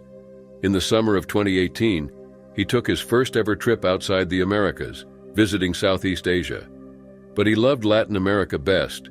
The people, the food, the different cultures tied together by a beautiful language, it all spoke to him. And now he was in Mexico, enjoying a short trip before returning home. How was he to know that he'd meet his untimely and senseless end there? It was October 24, 2018, when Patrick Braxton Andrew left his home in North Carolina and boarded a plane to Mexico. At 34 years old, Patrick was a seasoned traveler. After college, he had spent a couple of years working to earn enough money for an 18-month journey that took him to Mexico and the northern parts of South America. It was then that he found his love for the Spanish language, a subject that he had struggled with throughout his formal education. He learned the language quickly, then went back to his home in Davidson, North Carolina, where he became a part-time Spanish teacher and the owner of a tutoring and mentoring business. And now he was back in Mexico, where he planned to visit the Copper Canyon National Park. Patrick arrived in Urique, a municipality in Mexico's northwestern state of Chihuahua, on either October 26th or October 27th. He checked into a local hotel and set out to explore the area. He only had a couple of days to do so because he was meant to meet his brother in Mexico City on October 30th. Patrick wanted to make the most out of this time. He was excited, despite the fact that the small state of Chihuahua is known to be dangerous due to crime and other drug-related activities. On October 28, 2018, Patrick spoke to his parents at about 2:51 p.m., then left his hotel. He set out on a hike to a spot known as La Playita. The day was beautiful, and so was the country. Everything was perfect. 2 days later in Mexico City, Carrie Braxton Andrew waited for his brother. They were supposed to meet, but Patrick never showed up, and at that point, there had been no communication from him in 2 days. By now, Patrick's family was worried. They contacted the hotel owner and were stunned to find out that Patrick never got back from his hike 2 days before. Patrick's family alerted the authorities. More than 100 Mexican police officers started searching for the 34-year-old man, combing the Copper Canyon region, hoping to find any trace of Patrick. They searched by plane and with the help of drones, but nothing turned up. It was as if the earth had swallowed Patrick up. And then, on November 17th, they found something: a body. Authorities quickly identified it as Patrick Braxton Andrew. His body was discovered about a mile away, leading to the village of Guapalena to Las Lajas, Urique. But how could this be? The area had already been thoroughly searched. It only got more confusing from there. The body had been found on a stony surface in an area with no vegetation. Then how come it was covered in reddish dirt and pine leaves? It only took an educated guess and an autopsy to figure out what had really happened to Patrick Braxton Andrew. He'd been shot in the head, buried somewhere in the mountains, and then dug up and dumped off the road where police eventually found him. But why? As the investigation continued, the governor of Chihuahua declared that Patrick had been assassinated. Moreover, Chihuahua Attorney General Cesar Peniche Esquivel said that sometime during his hike in La Playita, Patrick encountered members of a Sinaloa cartel drug trafficking cell. It is possible that Patrick was mistaken for being a U.S. Drug Enforcement Administration agent and was killed by either notorious drug trafficker Jose Noriel Portillo Gil, known as El Chueco, or by one of his men. Rumors that Patrick was the victim of a drug deal gone wrong were quickly dismissed by Mexican authorities, who described the man as an innocent victim who suffered the misfortune of crossing paths with El Chueco. On December 12, 2018, Carla Valpeos's roommate at the Paraguana hostel in Cusco, Peru, woke up to find Carla missing. Carla, a 35-year-old legally blind woman from Detroit, was traveling extensively before losing her vision completely to a degenerative eye condition. She had come to Peru for a friend's wedding and to celebrate her 35th birthday, achieving her dream of climbing Machu Picchu's highest peak on December 11th. Carla had joined a tour group to explore Machu Picchu. Despite her visual impairment, she was determined to experience the site fully, and photos captured her smiling at the peak. That night, the group returned to Cusco and celebrated at a local club. Carla shared her hostel room with a woman from the tour group. The next morning, her roommate noticed her absence around 9:30 a.m., and Carla's last communication was a WhatsApp message around 10 a.m., discussing plans to visit a museum. Carla's sudden disappearance caused immediate concern. Her family, especially her brother Carlos Valpeos, was deeply worried since she always kept in touch during her travels. Carlos, living in Brooklyn, New York with their father, Carlos Sr., quickly took action. Carlos Sr. traveled to Peru to join the search efforts. The initial investigation revealed that Carla had taken a taxi on the morning of December 12th. Security footage showed her getting into a cab, and police believed she was heading to a transportation hub in Cusco to catch a bus or shuttle for sightseeing. Her exact destination remained unclear, but she had shown interest in exploring more of the area. Carla was an experienced solo traveler, having visited countries like Yemen, Egypt, and Papua New Guinea. She was an advocate for the visually impaired and had authored a travel book titled Visionless Adventures. Her family knew she wouldn't just disappear without a trace. She had planned to meet a friend, Alicia Steele, at the Lima airport on December 15th to fly back to Michigan. When Carla failed to show up, Alicia reported her missing and canceled her flight to help with the search. Carlos Sr. searched the Sacred Valley, a remote area of the Peruvian Andes, distributing flyers, interviewing locals, and exploring cornfields and caves. Living on savings and donations, he stayed in small hotels and ate minimally, driven by the hope of finding Carla. Several theories emerged during the investigation. One suggested Carla had an accident in the Pisac Archaeological Park, a site she had expressed interest in visiting. Another theory, supported by her family, involved foul play. Carlos Jr. believed an opportunist might have targeted his sister for robbery or assault, leading to her disappearance. He suspected her body could be buried in the Sacred Valley Mountains. The family criticized the Peruvian police's handling of the case, describing their efforts as disorganized. They pushed for more involvement from the U.S. government, hoping the FBI would collaborate with Peruvian authorities. Carlos Sr.'s search efforts included tracking down people who had met Carla before her disappearance, retrieving her backpack from the hostel, and requesting surveillance footage. He worked with local police to search suspected drug houses, hoping for any clue that could lead to Carla. A significant piece of evidence was a video from Pisac, showing Carla walking quickly with her green day pack and white cane about an hour after leaving her hostel. This footage, along with witness reports, indicated she was heading toward the Pisac Archaeological Park. Despite extensive searches involving drones, cadaver dogs, and rescue teams, no trace of Carla was found in the park. Over time, police developed a new theory. Carla might have been lured to one of the many ritual sites in the region, where tourists often try ayahuasca, a powerful hallucinogenic potion. Carla's family denied this, insisting she would not have willingly taken drugs. They believed she was a victim of a crime, possibly involving assault, kidnapping, or human trafficking. Carlos Jr. and his father continued their independent investigation, gathering clues and following leads. They were frustrated by the lack of progress and the slow response from both Peruvian and U.S. authorities. Despite the odds, they remained determined to find Carla and bring her home.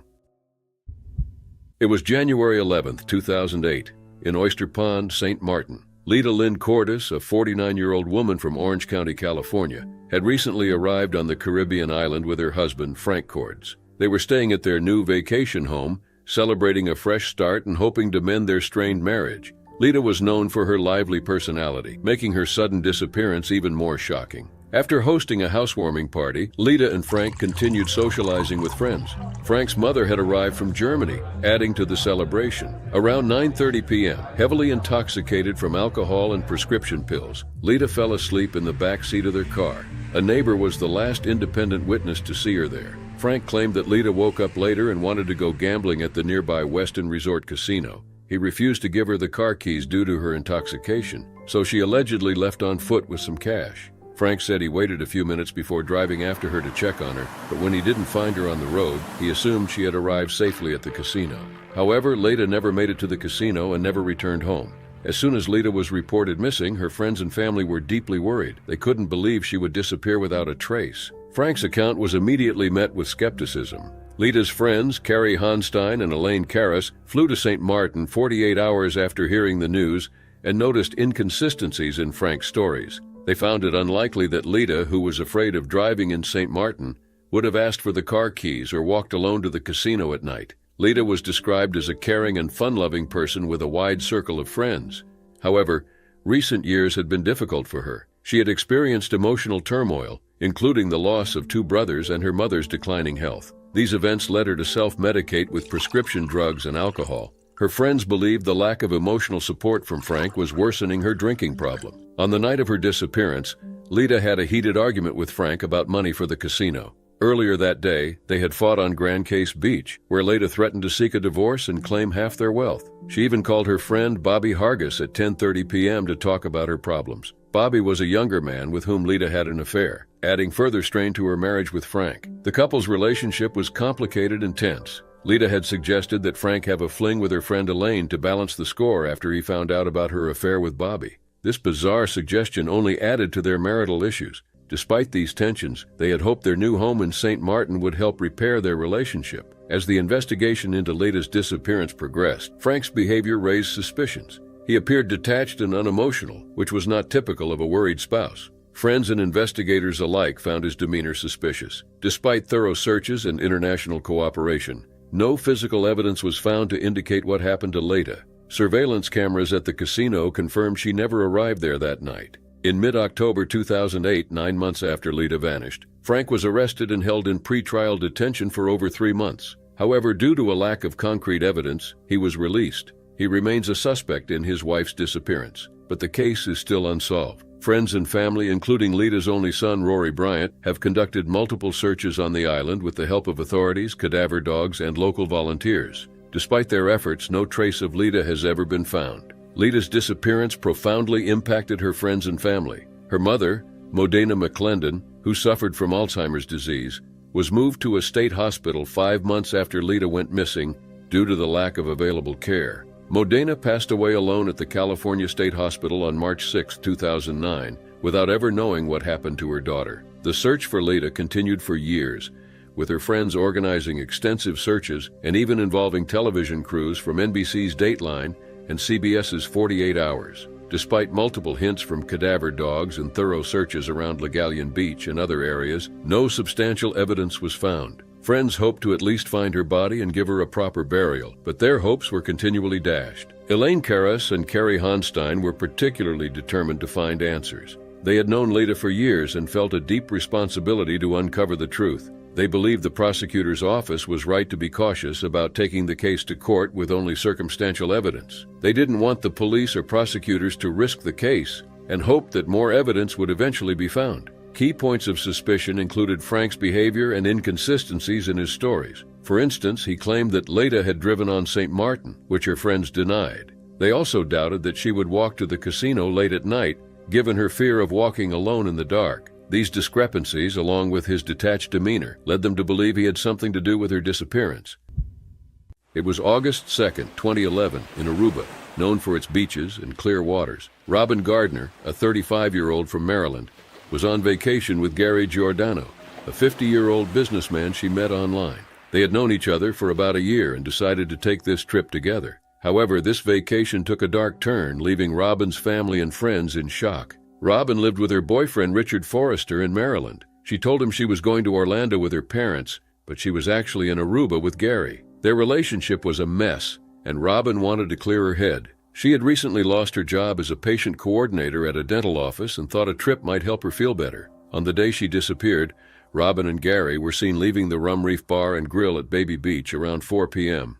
She seemed woozy and barely touched her salad. Less than 2 hours later, Gary returned to the restaurant, shirtless and with his toupee still in place, reporting that Robin had gone missing while they were snorkeling. Gary claimed a strong current swept Robin out to sea, and he lost sight of her. He went to the restaurant for help but didn't re-enter the water to search for her, raising questions. Authorities quickly detained Gary, finding inconsistencies in his story. He had a scratch on his neck and was sweating profusely. Despite extensive searches by over 60 officials, FBI agents, Aruba riot cops, and volunteers, no trace of Robin was found. Gary's behavior raised further suspicions. Just before the trip, he had taken out a $1.5 million accidental death insurance policy on Robin, naming himself as the beneficiary. Friends said that Gary and Robin met on a swingers website, and Gary had been interested in taking her on trips before, but she'd always declined.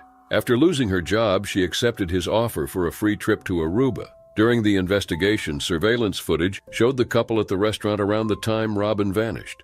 Witnesses said they appeared to be in a romantic relationship, and Robin referred to Gary as her husband to the server. Authorities also discovered graphic photographs on Gary's digital camera, described as beyond obscene. It was unclear when these photos were taken or if Robin was aware of them. Gary was arrested on August 5th, 3 days after reporting Robin missing, as he attempted to leave the country. He was detained for nearly 4 months on suspicion of murder, manslaughter, kidnapping, and fraud. However, due to insufficient evidence, he was never charged and was eventually released. Gary returned to the United States, facing public scrutiny and suspicion. In the years following Robin's disappearance, Gary continued to claim his innocence. He wrote a self-published book detailing his experiences and the media attention he received, hoping to clear his name. He appeared on television shows like Dr. Phil, insisting that Robin had drowned in a tragic accident. He also considered suing the Aruban government for detaining him without justifiable cause. Robin's family, particularly her sister, Danielle Colson Unglesby,